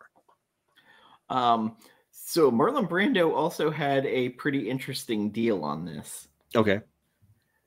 He had a fee of $2 million for a month of work. Okay. He also received 10% of the gross theatrical rental and 10% of the TV sales rights. Smart. I bet he made a shit ton from that. That's like Tom Hanks' Forrest Gump deal, where Tom Hanks is like he made like hundreds of millions of dollars off Forrest Gump because he only took $10 million to make it. And then Brando shows up not knowing his lines and fat. Yeah. Just like he did on The Godfather, where they had to staple the lines on the back of people's suits. Or in Superman, when he tried to convince Richard Donner that he didn't actually need to be in the movie, that he could just be a hologram for the whole movie. He got paid in gold. I feel like Marlon Brando got to a place in life where he was like, let me just fuck with these directors and see how real their vision is. And I'm just going to fuck with them. And if they suck at their job, I'm going to have even more fun. If they're good at their job, they'll convince me their way is right. But if they suck at their job, I'm going to have a blast. Just watch the documentary on Island of Dr. Moreau. Yes, which was an absolute shitstorm, that movie. Where at a certain point, like... Because who did they hire? Val Kilmer decided to start doing his character an impression. Brando. Yeah. Like randomly during the director's like, I can't remember because there were two filmmakers on that movie. It was Frankenheimer and then I can't remember who the other one was. Because they fired the original filmmaker and brought in Frankenheimer. Who ended up coming back on the island. He snuck on. Disguise. He snuck on. God. They had to close the airports because they were afraid the actors were going to fly off in the middle of the night. Yeah. Sicario, great movie. I haven't seen the second one. I see some fun chats in the discussions in the chat there. You snuck into a film, the previous, and was angry it was rated R. Oh, Apocalypse, I'm assuming he means. Brando didn't make Hopper do things he hated over and over like Sinatra. Brando kept messing up scenes on purpose because he knew Sinatra didn't like cheesecake in Guys and Dolls. That's funny. It sounds like Brando was a bit of a dick, but I think it's hilarious. Personally, I think it's funny. And I know that it works in Apocalypse Now. And here's why. Hopper is this like, firstly, over the top. Hopper might be my favorite part in the movie, but I'm not even going to go that far. But like, he is like, his character is supposed to be obsessed with Brando. And I'm a little man. I'm a little man. He's a great man. I should have been a pair of ragged claws scuttling across the Silent Sea. He's drunk so much of Brando's Kool-Aid by the time we meet him that it's all he is. His entire persona is Brando, which would piss off Kurtz. If you really think about it, Kurtz would hate that, to be held up like a god like this. So of course it's going to drive him crazy. Of course he's going to throw shit at him and curse at him. And I think it works beautifully for their characters in the movie that he's a dick to him. Personally, I love it. And that one scene they have together when he's trying to talk to Willard and he's making too much noise and distracting Kurtz, who's reading this book, and he starts throwing shit at him. It's like perfect. It works perfectly for me. Also, the writer John Milius, who wrote Red Dawn, Conan, the wrote Deer Hunter, this. And I hear there's a documentary about him. He's like right when he got kicked out of Hollywood because of his politics. I think he wrote, from what I heard, like 20 different drafts of this movie, and they took all of them, and it's an amalgam of like 20 different versions of Apocalypse Now, because his inspiration was to take this novel, Heart of Darkness, and conflate it with the Vietnam War and create a statement about the Vietnam War. And it ended up being this thing where Coppola and he were going through several iterations and several actors and several things, and ultimately was this amalgam that made it on screen. Yeah, the documentary was great on Milius too. Like I watched that. That was on Netflix at one point. Let's see. So the interesting thing to me is how Lance is kind of his descent into insanity during the movie. Yeah. And, you know, between doing the LSD and then the whole interaction and how, like, wide-eyed he is at the beginning. And right. Robert Duvall as Kilgore, this go-around, I started thinking of, like, how him and Kurtz, the way they decided to deal with life, where Kilgore wanted to keep things pretty American. He wanted to have beach parties, go surfing, barbecue.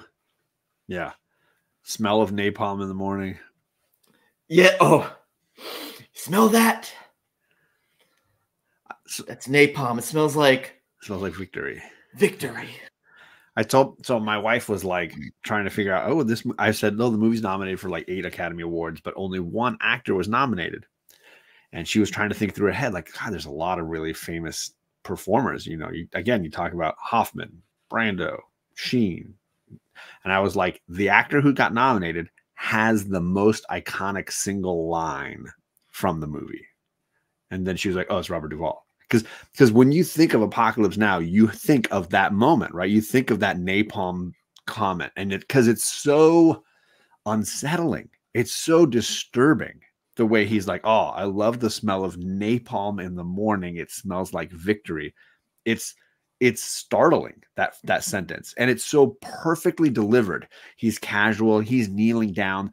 There's like smoke swirling everywhere and choppers and gunfire and flames. And he's just like, yeah, it's just great. And you're just like, wow. Well, also, like, he doesn't give Willard any kind of time until he finds out Lance is with them. He goes, absolutely. Lance Johnson, the surfer from San Diego. Yeah. Hold on. See, those waves, they break both ways. Split. He's like, the way you do cutbacks, you're a god. Yeah. We could get 2 guys catching the same wave going both directions. He's obsessed. Like, but it's also a comment on how shallow he is. Like, he's only willing to go into this hot zone and only willing to help their mission and only willing to rescue this village so that he can surf there. He was not interested in this mission at all until he found out there's a pro surfer and the break is good there. And then he was like, that tree line. Let's go. Now I'm ready to reconnoiter and free this village. But beforehand, I was like, nah, it's the hot zone. I'm not interested. You either fight or you surf. Charlie don't surf. Right. That's another one of those lines where you're just like, holy shit. Duvall's great, and then he's playing the guitar at the speech bash. Yeah, he's so great, and he's only got a handful of scenes, but they're so memorable. They're so ingrained. It's much like, you know, the Roy Batty or any of these characters from Blade Runner. I don't know, Carlito, when was the last time you saw Blade Runner? I don't know which version, Carlito, you may have seen most recently for that. Well, I've only seen the final cut.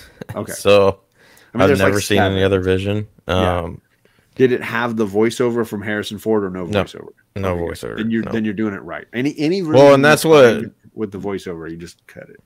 Yeah, then that's what so John Schnepp had recommended, because I think it was 2017 or something. I'd never seen Blade Runner. Sure. Maybe it was 2016, I don't know. But I used to actually chat with him, and I was like, dude, John, there's like 10 different cuts of this. Like, which one do I watch?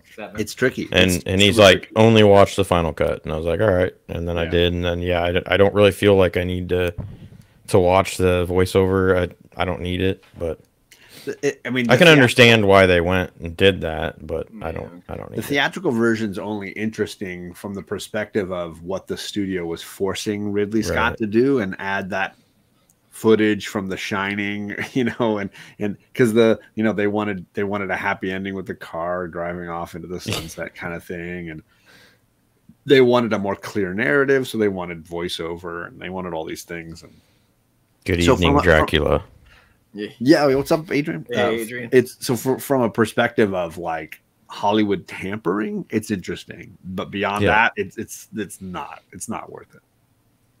Yeah, I actually watched a whole video breakdown of it on YouTube, and I got to see the voiceover because there's clips of it on there. But yeah, I mean, it's historically interesting, but not actually. Was it like a snail walking on a razor blade?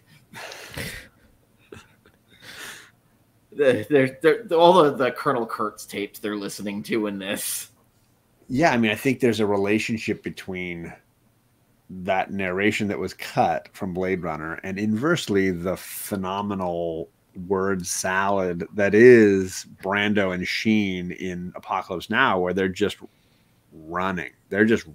Stuff is just coming out, and sometimes it's some profound, and sometimes it's just a mess. But it's always, I think, character driven, which I like about it. So you see Martin Sheen's like deterioration, and you see Brando's philosophical bent, even if it's lost in his insanity. Yeah, you get lines like, "You're an errand boy sent by grocery clerks to collect the bill." I love that line. I think that line is phenomenal because it's so accurate. But Brando's delivery is always a riot. It's impossible for words to describe what is necessary to those who do not know what horror means. Horror has a face, and you must make a friend of horror. Horror and mortal terror are your friends. If they are not, then they are enemies to be feared. You're gonna make Gore upset that your delivery is better than Brando. I'm kidding. We train young men to drop fire on people, but the commanders won't allow them to write "fuck" on their airplanes because it's obscene. Yeah, there's a darkly poetic catch-22 as well to Apocalypse Now. I think it's got a wonderful look at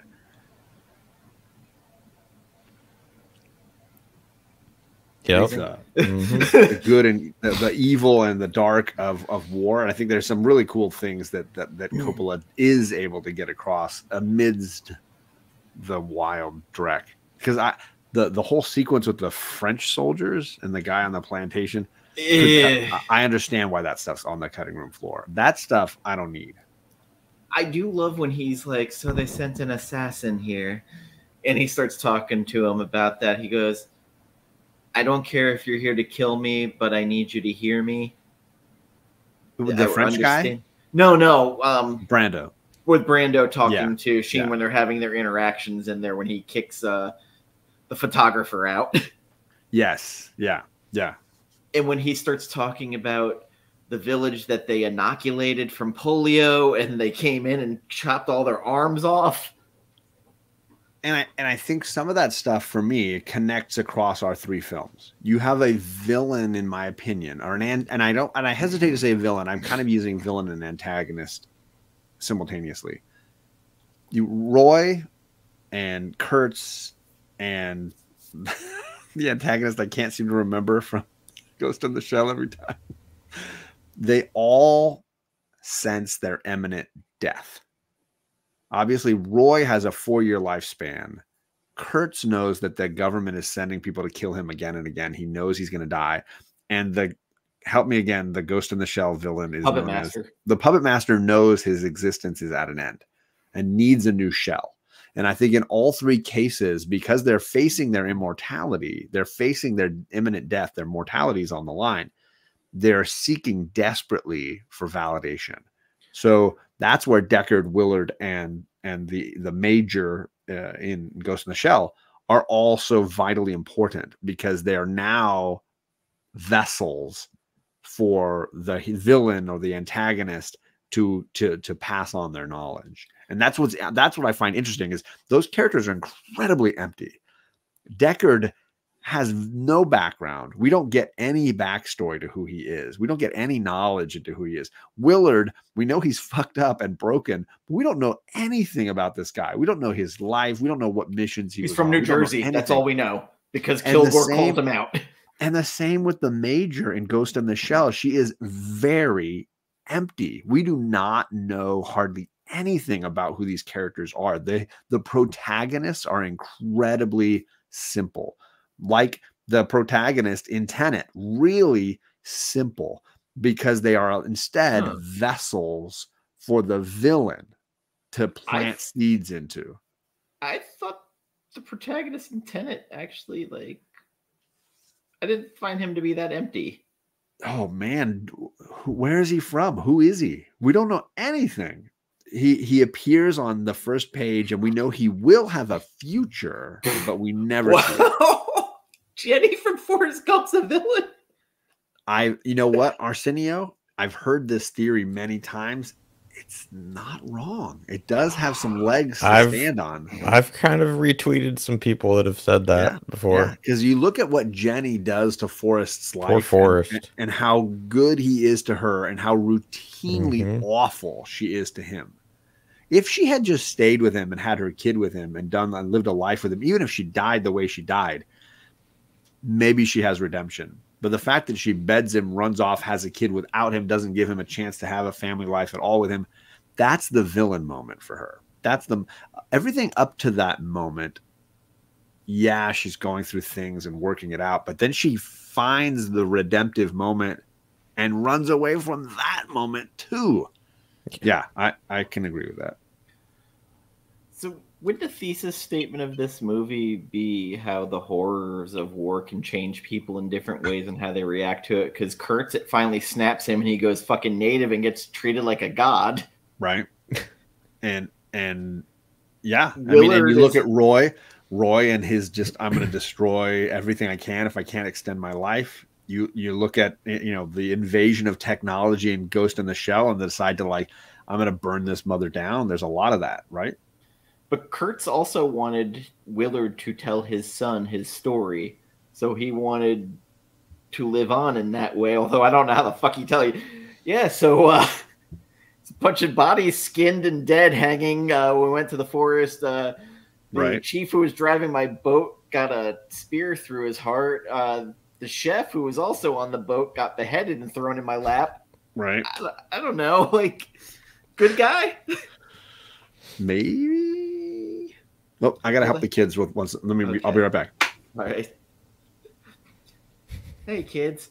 It's bedtime. Let me tell you the story about Colonel Kurtz. Oh, man. He beheaded. So, let's talk about Dune. Oh, I still want to talk. I want to see it again. God dang it. I probably will. I sat in the back where the speakers were, so it was pretty fucking relentless. Oh yeah, I love the ornithopters. Oh my god, they sound awesome. Actually, with the worm coming with the thumpers, that's where Ooh yeah. kept hearing it. So one of my friends, she'd never been into an IMAX movie, and I'm like, you're in for a treat. And like when the ornithopters, when they were all like together, and it was just like behind our heads, she turns to me, she's like, "Oh my god!" It was awesome. It was interesting hearing Villeneuve also in that interview say that he kind of regrets 2049 for Blade Runner. Yeah, I didn't take it. Well, I mean, maybe there's some decisions he made that he regretted, but I thought it was more or less like he stepping into someone else's world. Yes. So that's what I took from it, was kind of taking over someone else's world. Because he's writing likes the to Dune create movies. His own. Yeah. Or at least interpret his own views of it. So sorry, kitty cat drama. Oh, I was like, drama. John putting the kids to bed. Let me tell you about Colonel Kurtz. No, the cat was knocking stuff down, and they needed help. read all the lines of Kurtz. The horror. You mentioned, Dan, at the beginning of the show tonight, the morally ambiguous characters in these films, and I think it might be a nice note to kind of come back to here at the end a little bit, is the fact that our heroes aren't white hat wearing characters, and our villains aren't black hat wearing characters. And in each case, Roy, Deckard, Willard, Kurtz, and our characters in Ghost in the Shell, it's like struggling. I can't pronounce Kusanagi, Major Kusanagi, and the Puppet Master. Yeah, you got it. All of them. Yeah, I got it one time out of 10. They are all gray areas, right? They're all on the fringe of their departments and their societies. I think that's a fascinating, correlation to draw between them, because they're all then forced to look at society and civilization more objectively. They are not in the boxes that a lot of the other civilians that we see through these films. They're able to have objectivity that the other characters don't. And I think that's a really great, vibe that they all have. Well, I think at this time where some of these movies were made, the morally gray hero was a thing, because Rambo was seriously, like a lot of those action movies, like Rambo, Cobra. Actually, a lot of the Stallone characters at Rocky were pretty morally gray, but then you look Roddy Piper and They Live. Right? No, I'm serious. He's morally gray. Yeah. But you look at, like, we have a movie from 79, a movie from 82, a movie from 95. We got 3 decades represented here, even if it's like lightly, because it's 16 years, right?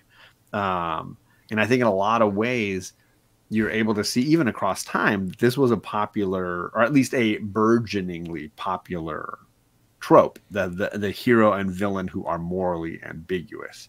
Because Deckard is not a hero. Deckard's not a good guy. Even the cops don't like him. Nobody likes this guy. Even Sean Young's like, this guy, I don't know. Because you look at him and he's like, he's the cleanup man. He's coming in to clean up everybody else's messes. And when he gets to the end of the movie, even he is like, this job is fucking stupid. I don't know why I'm doing it. So he gets to the end and realizes what I've been doing and dedicating my life to is awful. Much like Martin Sheen's character, much like the Major in Ghost in the Shell. They're getting to the end of the film and realizing, I can't do this anymore. This isn't me anymore. Jack Burton in Big Trouble in Little China, all he wants is his money so he can leave with his truck. Okay, you're derailing me. You're jumping over. It's true. He's not the hero. But I think you look at, and maybe Carlita wants to throw in on 2049 here, but you look at Deckard, 30 years later, and you're seeing a guy who has chosen a very different existence because of that monologue he gets from Batty and then the relationship he creates with Rachel, right? Gets to listen to hologram Elvis all day and Sinatra too. Did you have thoughts though on for you, Carlito, looking at Harrison Ford between those two films and the differences that we get in Deckard? Yeah, I felt in 2049 he was don't even know how to put that into words, but there was definitely a change there, I think. He's broken, right? Yes. He's fractured, right? Versus the Deckard we get in Blade Runner is like confident. He's like, this is me. I love this life. And I feel like the end result of the original film is that he knows he's wrong. And the consequences are 2049. I don't know. Yeah. It's weird because even the way he talks to Kay, in that he's very dismissive immediately towards him.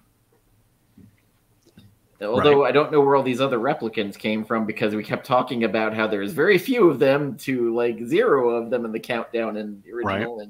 And now Gosling's K is the replicant doing my job that I used to do, right? Who thinks he's the kid of him and Rachel. Right. And of course, Harrison knows the truth all along, but keeping the secret is more important than assuaging whatever Gosling's fears are of his existence. It was interesting. And Ridley Scott ripped apart that movie immediately, saying it was too fucking long. He wrote a shit script. I didn't. So maybe I need to read the article you read, but I had heard that Ridley Scott liked it and just felt like it was long. But that was that. He basically said it was too fucking long. He wasn't shitting on it or anything. He ripped at himself. Okay. That the movie was too fucking long. Because I thought he was giving a lot of his blessings to Denny and really. Well, no, he liked what Denny did. He ripped on his script. Okay.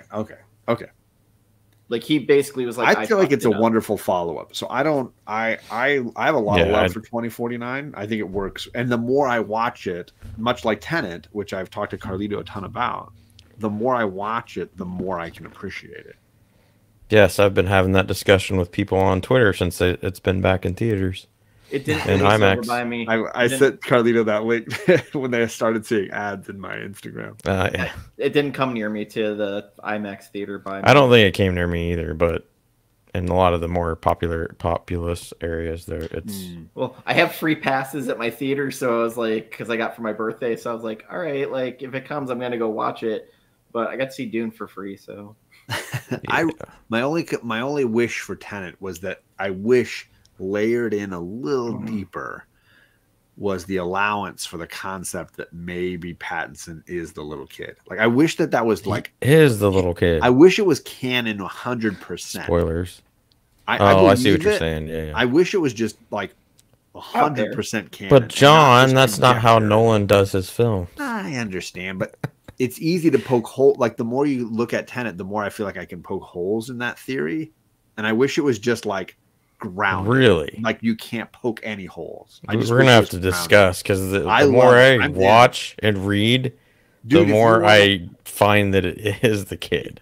I love it, and I've watched Tenet, and again, thank you to you for giving me the digital code because I watched. Oh yeah, that's right. I completely forgot. I have the Tenet digital code, and it's why I can watch it. It's the J.J. Abrams mystery box. I've probably watched it 5 times.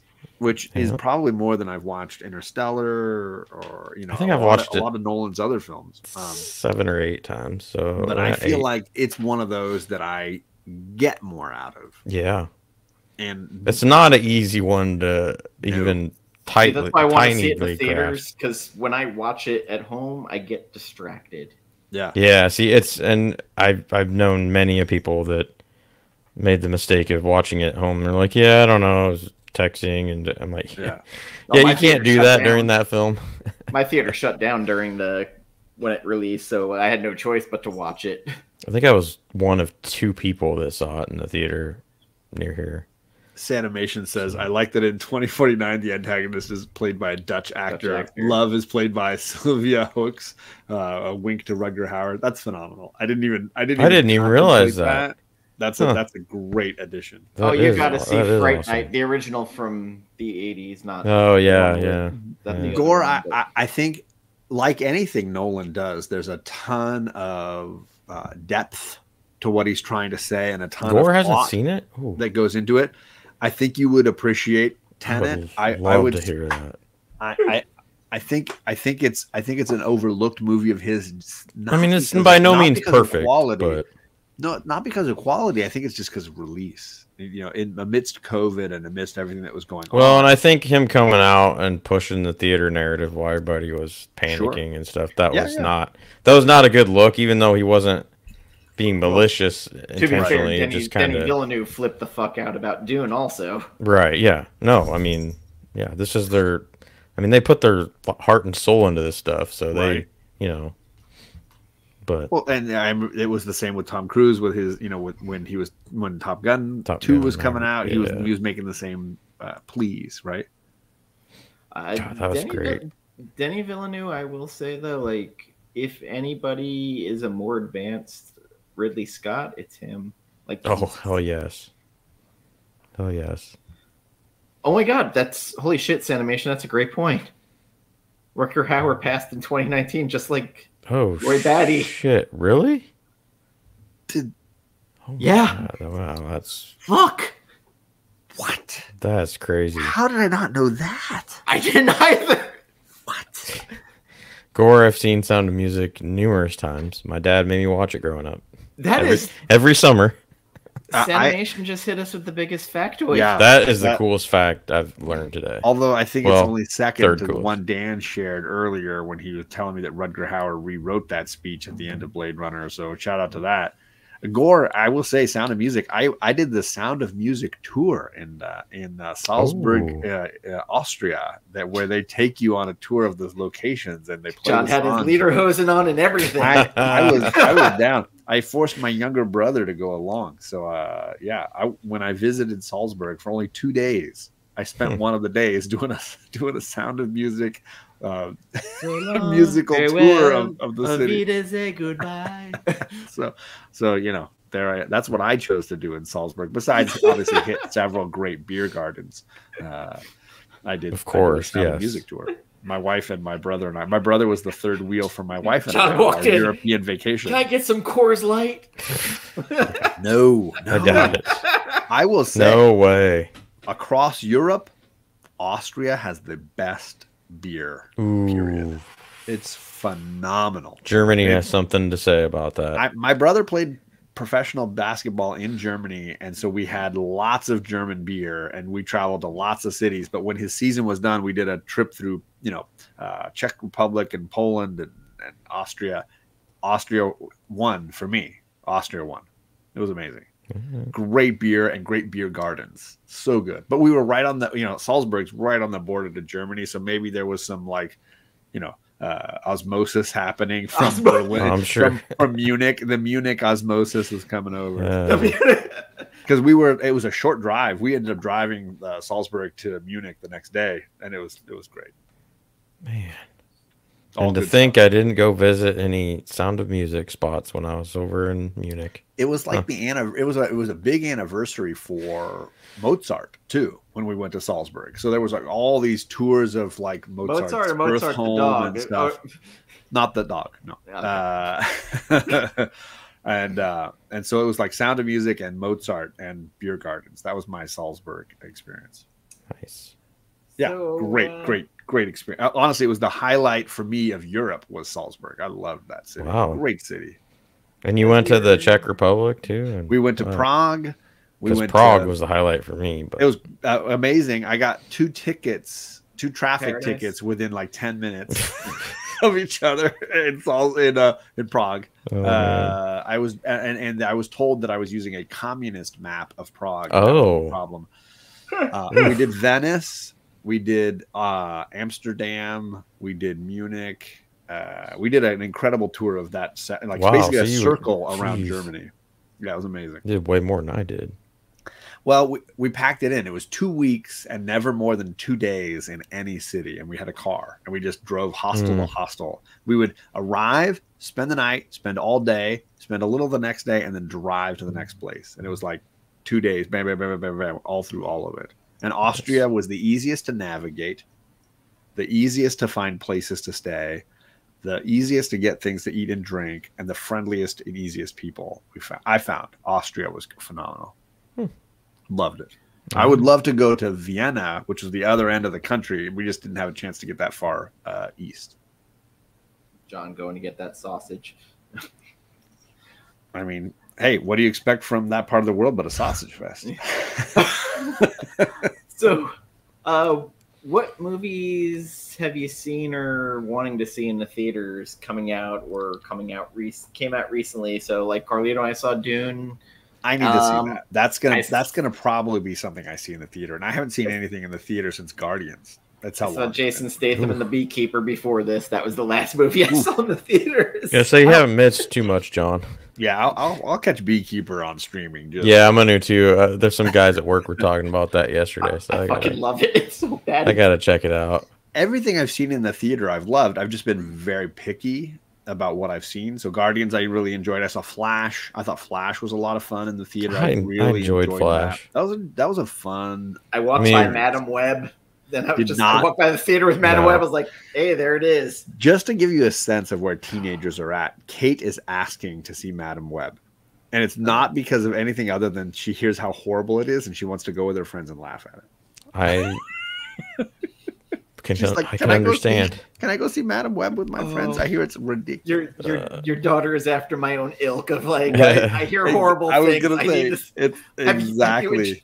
Have you introduced her to Tommy Wiseau in the room yet? I haven't even seen that yet.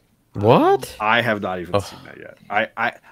Here's where that's at with me, and maybe you can correct me if I'm wrong. And I know we've derailed our discussion around Blade Runner. But that's what on Dan's channel? That's outrage. Yeah.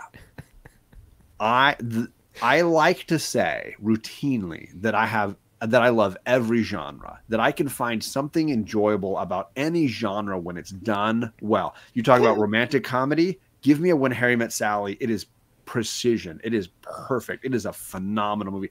Any genre, when done well, I can find an enjoyment from, except camp. I fucking hate campy shit. Wow. Other than maybe Evil Dead, I think camp is the single worst genre of anything, and I wish it would just die a slow, painful death. And I struggle to enjoy that genre of film. Camp is the reason I don't like it is because it's so like tongue in cheek. It's like, wasn't that funny? Weren't we being amazing? It's so self-referential. It's sucking its own dick. And that's why I can't stand camp. Graphic. So the Room, someone genuinely tried to make a movie and thinks it's brilliant. And yeah, see, that's the thing. It's unintentional camp. He actually was. I struggle serious. with camp, and that's where I'm at. It's the only genre where I will routinely say when someone's like, "Oh, you love it. It's a good, fun, campy movie," and I'm like, You just canceled me. I'm not interested. Camp is the only genre I don't want. When we're done, I need everybody to look up the filmmaker Neil Breen. Neil Breen. How do you spell Breen? Breen. Okay, easy. It's he might have out Tommy Wiseau because he's put out way more movies. So Gore, what I think Tarantino does is he tries to elevate camp, and he basically makes it a comment on some of the. So when he does Django Unchained, he's doing his version of blaxploitation, and he's elevating the genre in a different art house kind of way.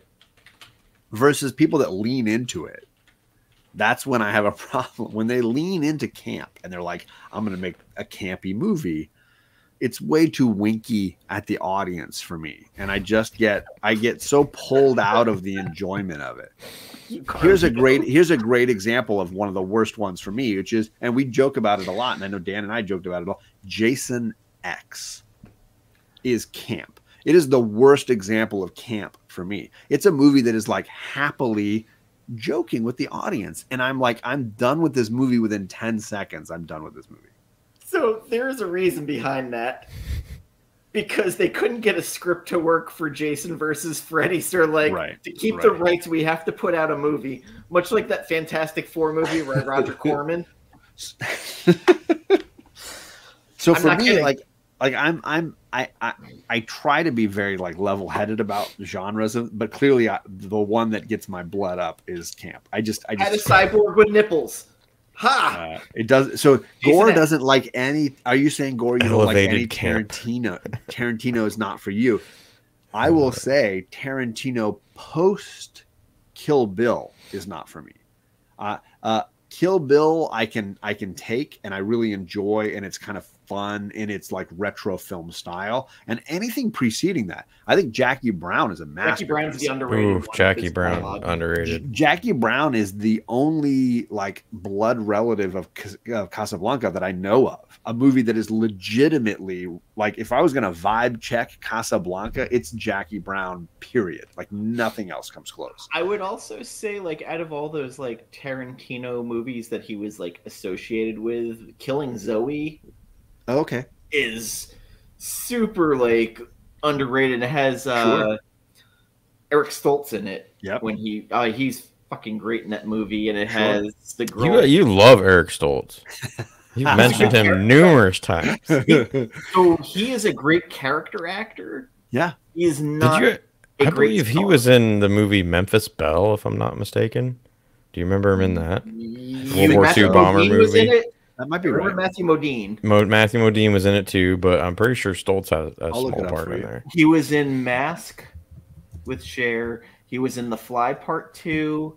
He was, of course, in... Eric Stoltz is in it, with Matthew Modine and Harry Connick Jr. Aren't Modine, or maybe all three of them, Harry Connick, aren't they all kind of friends? And maybe. Sean Astin as well. Tate Donovan, John Lithgow. But I don't know why Memphis Belle, but that's the first Eric Stoltz role that kind of popped in my... That's an underrated movie. Memphis Belle is a good movie. That kind of disappeared in the ether. Nobody really... It did. So my dad loved that movie. The Rocketeer... Gore says, I hate them. They just bore me and take me out of the experience. I'm kind of with Gore a little bit. Here's what I love, Gore. I feel like we've just now... I know we don't bond over Cormac McCarthy, but we have bonded over a hatred of camp. So, look, I love this. It's legit. The only genre of film that I routinely crap on is camp. I just can't. And it's part of why I don't adore Sam Raimi, because Sam Raimi loves him some camp, and I just at some point just can't manage it. I do adore that in every movie that Delta 77 appears in it, even in The Quick and the Dead. Okay, it's the car. It's his mom's car. Quick and the Dead is so campy. Oh my god, I can't handle Quick and the Dead. But and it's got a great Russell. Look at the cast. Russell. There's also a Three Stooges Leonardo DiCaprio. Quick and the Dead should be a. Is that the one with Sharon Stone too? Yes.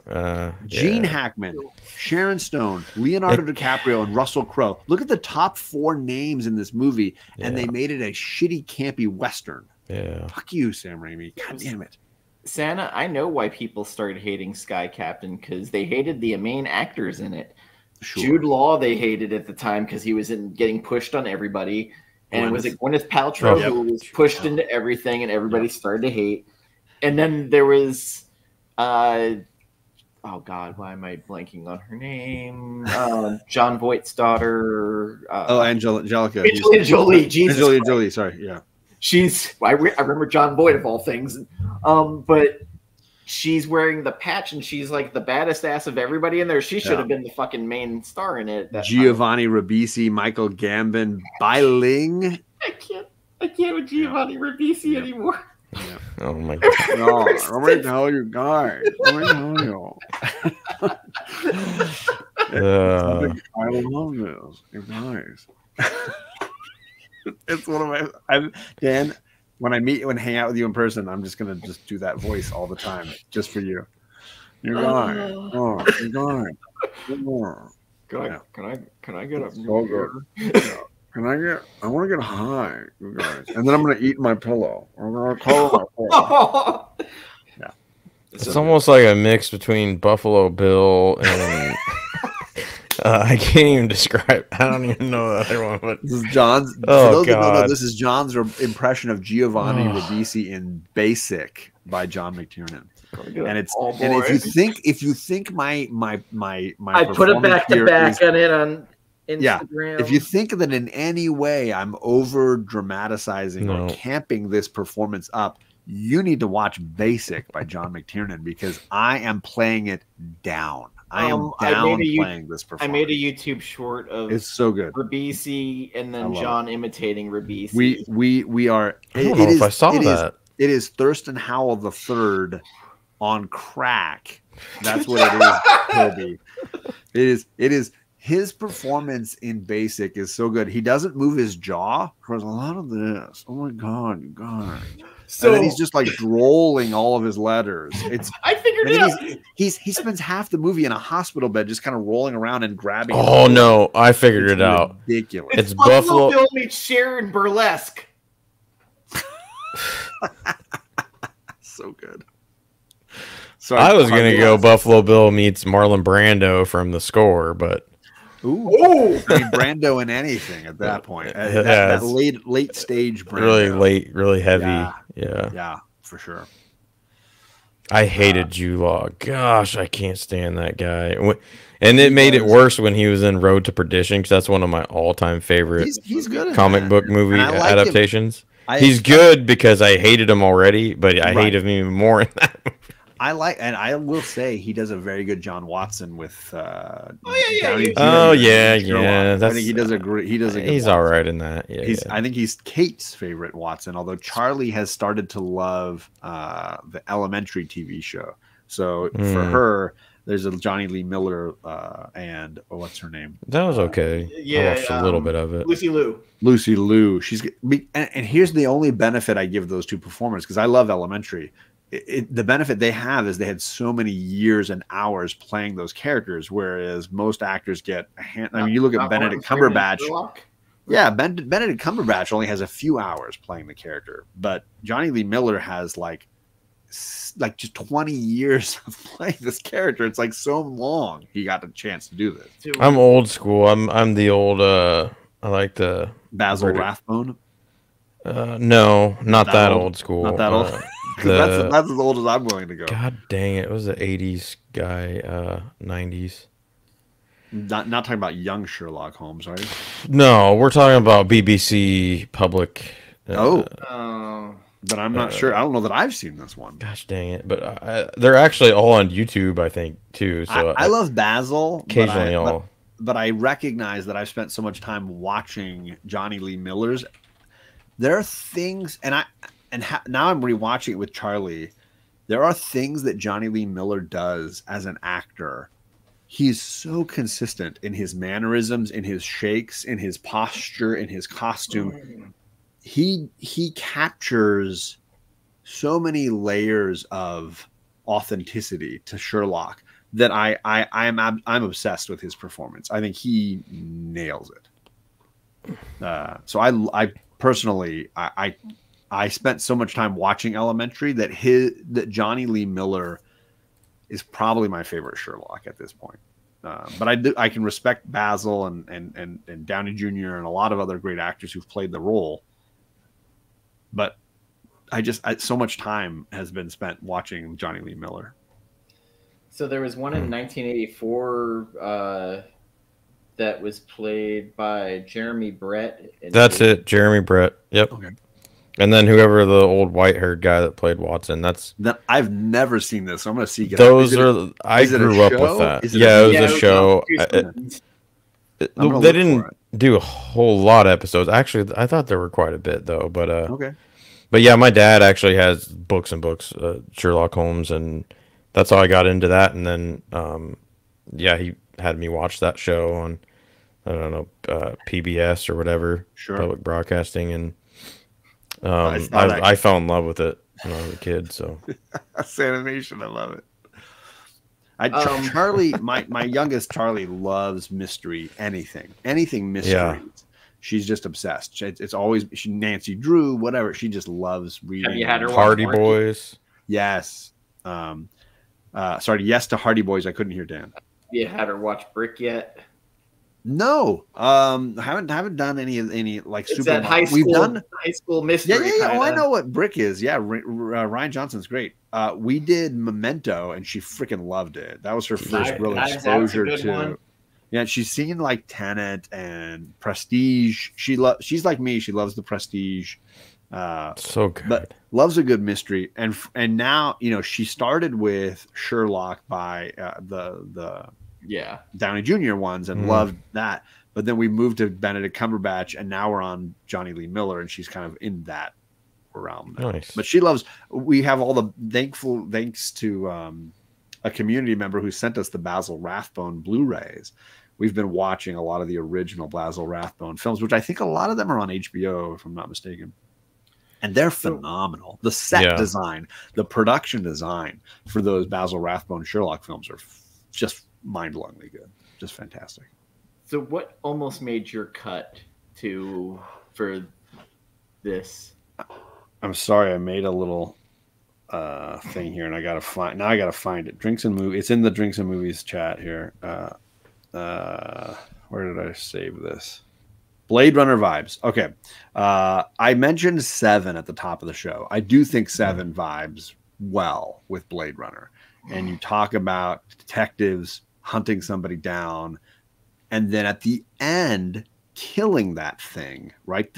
Whatever that thing is, Willard kills Kurtz, obviously Harrison's character doesn't technically kill Batty, but best, finishes him off. And in the sense of 7, you get these 2 detectives killing John Doe. I think 7 vibed in a big way. The other ones I had were Ex Machina. I think was on my list. An easy pick. As an easy pick for that. And with the same filmmaker, I looked at Annihilation, which I think is another really phenomenal, underrated sci-fi I need to revisit that film. So good. If you've never heard of Annihilation, just we're at 2 hours. We're not going to go much longer. End this and go watch Annihilation with Natalie Portman. So good.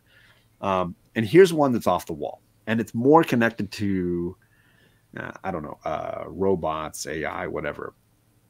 Her. Oh yeah. Her with Joaquin Phoenix, right? Isn't it Joaquin? Joaquin and Scarlett Johansson's voice. Oh, Scarlett Johansson's voice. Oh my god. I think Her has another really great look at what is real. Is the love between Joaquin and Scarlett real? Is that real, or is it imagined? Just because it's with a computer, an AI, does that make his experience any less valid? Does that make the emotion he feels any less real? Because what is emotion except a synapse, right? So the reality that he is feeling, the connection that he's feeling, it's personal. What you feel to your cat or your dog or your kid or your spouse or your computer or your car, this is your reality. And what I think that movie does really well is to really pose the concept that the experience is what matters most. And of course, for Roy Batty, who's got 4 years of life, every experience has that intensity. Every experience has that moment. So I threw, that was my out of the box pick. My crazy pick was no. Her. I honestly, I was thinking that when you were going through these. Yeah. And it points to the broader question of, what's reality when we all live in the Matrix, So. Right. Exactly. Great. Yes, Carlito. Yes, you get it. Yes. All right. What about you, Dan? What were some of your? So those are my out of the box vibes for Blade Runner. One that almost got it for me was Gattaca. Yes, great movie.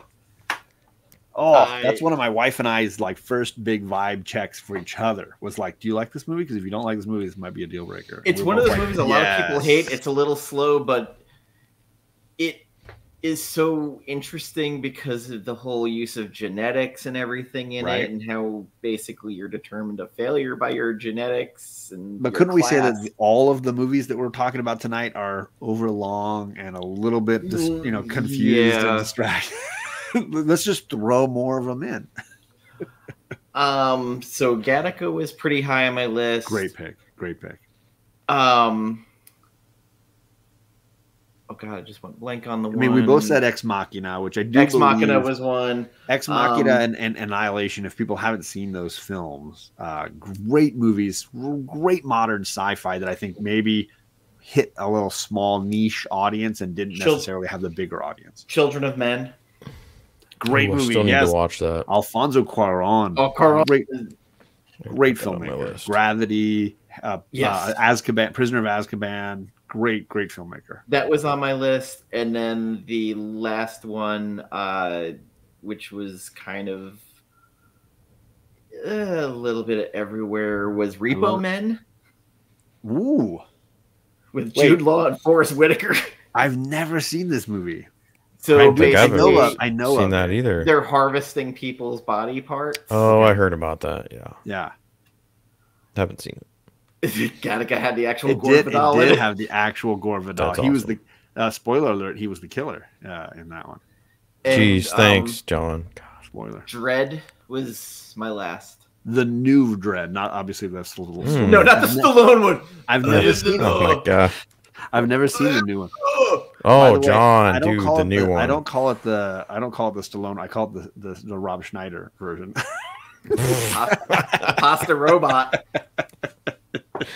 That's good. If you only think of the original as a Stallone movie and you don't think of it as a Rob Schneider movie, you're missing out. See, I think of it as wasn't it the Sandra Bullock virtual sex movie? No, that was Demolition Man.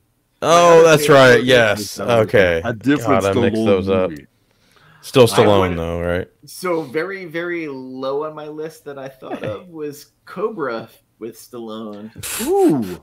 Okay, talk me through that one because I haven't seen that one since probably the 90s. Oh, it's been a long time. Murder robots, or there was a gang. Right. Brigitte Nielsen's in it as a sex symbol, which always useful. Yeah. Stallone is very, very quotable with, "Hey, you know what's bad for your health? What? Me." Right. Okay. It also has, "Hey, Chico. You're the disease. I'm the cure." And he's cutting a pizza with scissors. Right. Can we bring back like 80s and 90s cheesy like one-liners like that? Because I kind of miss it. I'm down. I know in Schwarzenegger's film, God, what was that stupid? Was it Urban Commando or Commando? Commando had all of it. Oh God, I remember Schwarzenegger did Commando. Yeah, I remember seeing Schwarzenegger in Commando. Like recently in the last 10 years on TV or something at someone's house, and oh my god, I was just dying laughing at all these lines that he throws. Just classic. Gore mentions we have talked. Yes, the raid. Yes, we have. Sandy, you have to go watch that episode. If you guys don't know, that blew me away. She's got great taste, period. Like, just great taste. Great taste in shows, too. Boardwalk Empire, which we still need to do a TV show on. Gore mentions Solaris. I'm assuming he means the original, but I'm a huge fan of the remake as well. I did watch the remake one. I just remember there's nudity. I think I saw the remake female actress within 10 minutes. I hate to sound like Mr. Skin here. I just remember watching it going, hey. The benefit of the remake is it's half the length. So instead of a 3-hour movie, it's an 1.5-hour movie. And it's got George Clooney. So that sounds awful. I want a 4-hour movie. Viola Davis is phenomenal in that movie. She's great in everything, though. Really, right? Yeah. But yeah, I prefer the shorter version. I'm sorry, Gore, but I really never had a ton of affinity for the original. Who did the original? It's a Russian, right? A Russian filmmaker. It's a Russian film, so I don't know the filmmaker. I believe that's. Gore mentioned it earlier because he was. Don't mention Russian. The sex bots have been gone for a while. Tony. There you go. Yes. You're welcome. It took 2 hours and 10 minutes to get there. Oh God. So I did throw out, and now that Carlito's here, I think we can kind of solidify the trio of us potentially doing the next vibe check centered around what's Nolan's new movie? What's his name? Oppenheimer. I have yet to see it. I know these gentlemen have both seen it, so I would need to watch Oppenheimer, and then all of us would need to pick a movie that vibes. We would need to pick a movie that vibes with Oppenheimer, which is going to be a big challenge.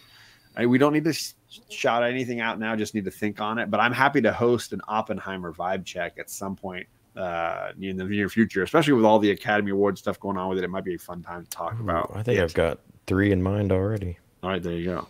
If you guys are down, I'm down to host it. It's going to take me a while to think that one through. I'm not in a big rush. I'm fine to take the time. I'm going to need to like schedule a view, download a digital version and view it, or buy or break down and buy that 4K. Oh, speaking of, I won't use my digital code. How about I just send that to you? Down. I'm down. Yes, send it over. I'm happy to use it. So he says it's Tarkovsky who did it. It was filmed like Solaris, The Mirror, and Nostalgia. Oh yeah, Gore. I know. Carlito, we're probably doing a Dune over thing again for Dune Part 2. I need to see it. I really do. I'll be definitely watching or listening to that. Well, no, you were on the last one. I'm trying to get the whole group together again. Oh, I thought it was just the book panel. No. Okay. To talk about the movie. Okay, cool. Yeah, I'm down for sure. Time. Kate just wants to see it because of the two cute guys in it. That's about it. Wait, I thought you were talking about Oppenheimer. I was like, what? Dune. No, Dune 2. Dune 2. The what's his name? Timothy Chalamet, and then the young guy who played Elvis recently. Austin Butler. You might not be able to watch Oppenheimer with the kids in the room. I don't think she's gonna like for kids. Dune. I might take the girls to. Yeah, I don't think she's gonna like Austin Butler in that role. Well, yeah, he's not as cute as he is as Elvis. No. Yeah. Florence Pugh is nude and giving head really early in the movie. Sure. I need to watch that. Don't spoil the best parts of Oppenheimer for me. I haven't seen it yet, man. It shocked the shit out of me. I was just like, wow. All right, well. God. Okay, Gore. So, yeah, I was thinking of the poet, but, yeah. I didn't know that was his son. Okay. Okay, the son used his father's poems in his movies. Okay, maybe that's why I kind of correlated there. That's everything for Sanimation. They spoke Dutch in it. 4 stars. That's all that matters.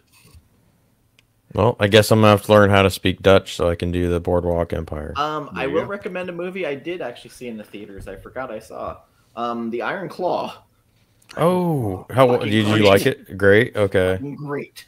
Nice. Guy playing Ric Flair. Not exactly who I would have picked, but who's lots of movies about wrestling these days. I feel like. Yeah. Well, it's all of us old 80s kids going through nostalgia, they're making it for us. They're selling this to. This is what the boomers went through in the the 90s or whatever. Second best A24 movie I've seen. Wow. I do not have a love affair with A24. So my bar for A24 is really low. Ex Machina is my favorite. I feel like they make movies just to disturb people, not to excite, intensify, or make people curious or interested. Right. They just want to disturb you. It feels like the Human Centipede like film studio. This was a drama. That's a great analogy. But I feel like every one of their movies, when I see that A24 logo come up, I'm like, okay, how are they gonna try to fuck my mind this time? Like, what are they gonna do now? What kind of pretentious third actor are they gonna try to pull out this time? That's how I feel. I forgot Ex Machina was A24. So you did probably. I have to rejig that because I guess it would be Ex Machina, Talk to Me, and then. Oh, that's right. Talk to Me was. That's right. Oh, I don't, John, you don't really like horror that much, do you? I loved it as a kid. I've grown out of it. I'm less interested. Although this one psychological, like Annihilation is horror. Like Ex Machina is horror. This is supernatural. This is like that kind of too a little bit. Okay. Kind of mind fuckery is like. But the Iron Claw was a complete like family drama and a lot of tragedy. Nice.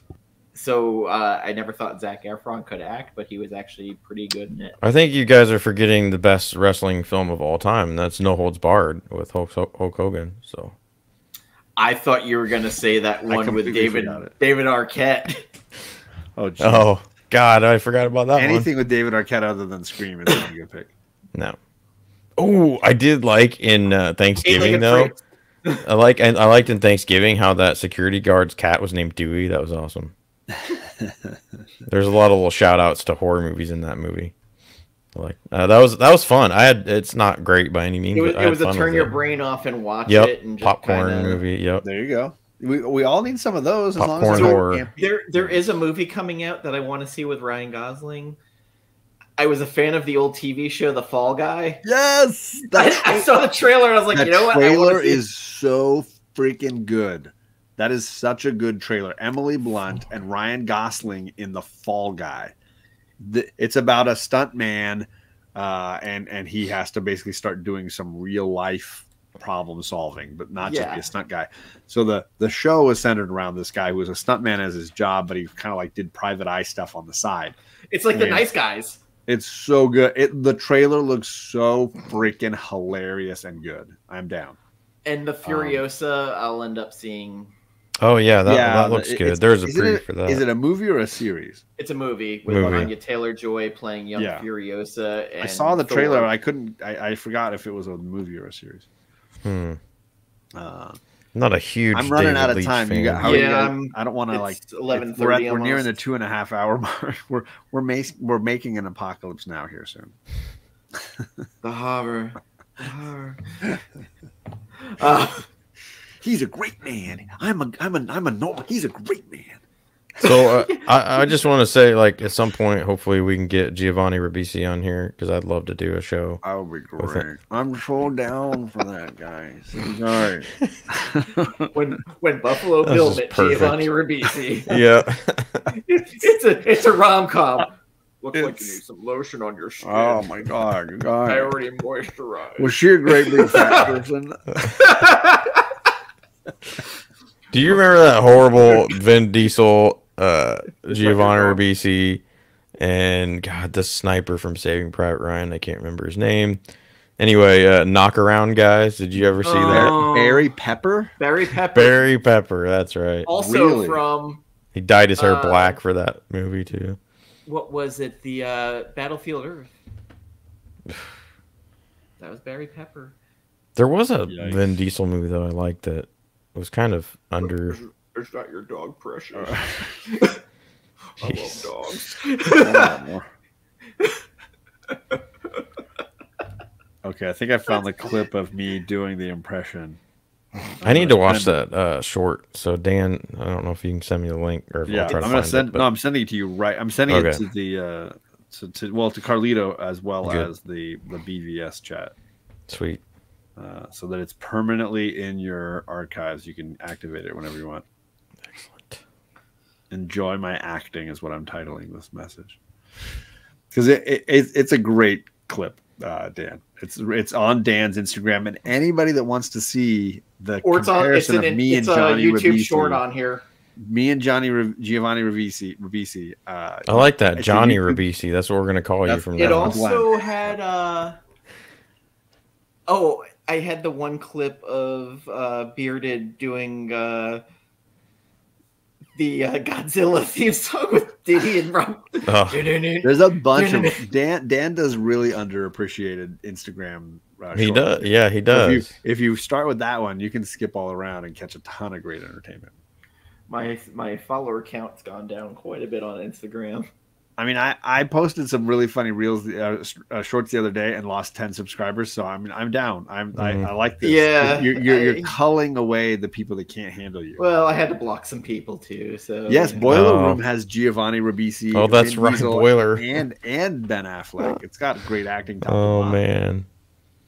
Boiler the Wall Street adjacent film. Giovanni Ribisi was in Gone in 60 Seconds. Oh yeah, he was the plot device. God, what was his brother's name in that movie? Nicolas Cage. All right, listen to Low Ride. We got to shut this down. We're starting to derail here. All right. Thanks everybody. My comic shows are going off the rails because everything's messy now, so I'll probably just be putting up some pre-recorded stuff. Yeah, things are messy lately, so it's kind of life these days. Who knows? I've got a interview coming up with the creative team from putting out the book Bear Pirate Viking Queen, Sean Lewis and the artist. Great title. Jonathan Marks Baravecchia. It's coming out from Image in May 1st. I've had Sean Lewis on again, and for some reason he liked me and the crew. Tessa's probably not going to be with us for that, so it's probably just going to be me with the team. So, yeah. So, what you guys got going on? I've got to do my raffle giveaways for all of the stuff for Jen. So I've got all the books over here. ready to be boxed and sent out. I just need to spin the wheel and give away some goodies to everybody who helped raise $2,000 for Jen's GoFundMe. Amazing. So cool.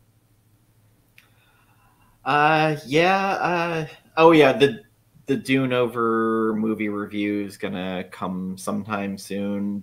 Waiting for same with an Oppenheimer, vibe check. So be ready for the Oppenheimer vibe check at some point. Because Read Across the Stars just saw it today, and Scott just saw it today. So I don't know if Jen saw it. I think she did. And I'm waiting to hear if Sid's joining us or not. And the G-Man's probably going to be on it. Nice. That's awesome. I'll have to. The artist formerly known as the comic book G-Spot. I get it. Yeah. It's hard for some people to find that. Oh, but on that note. Oh, man, that's perfect. Good night, everybody. On that note. Don't watch campy movies.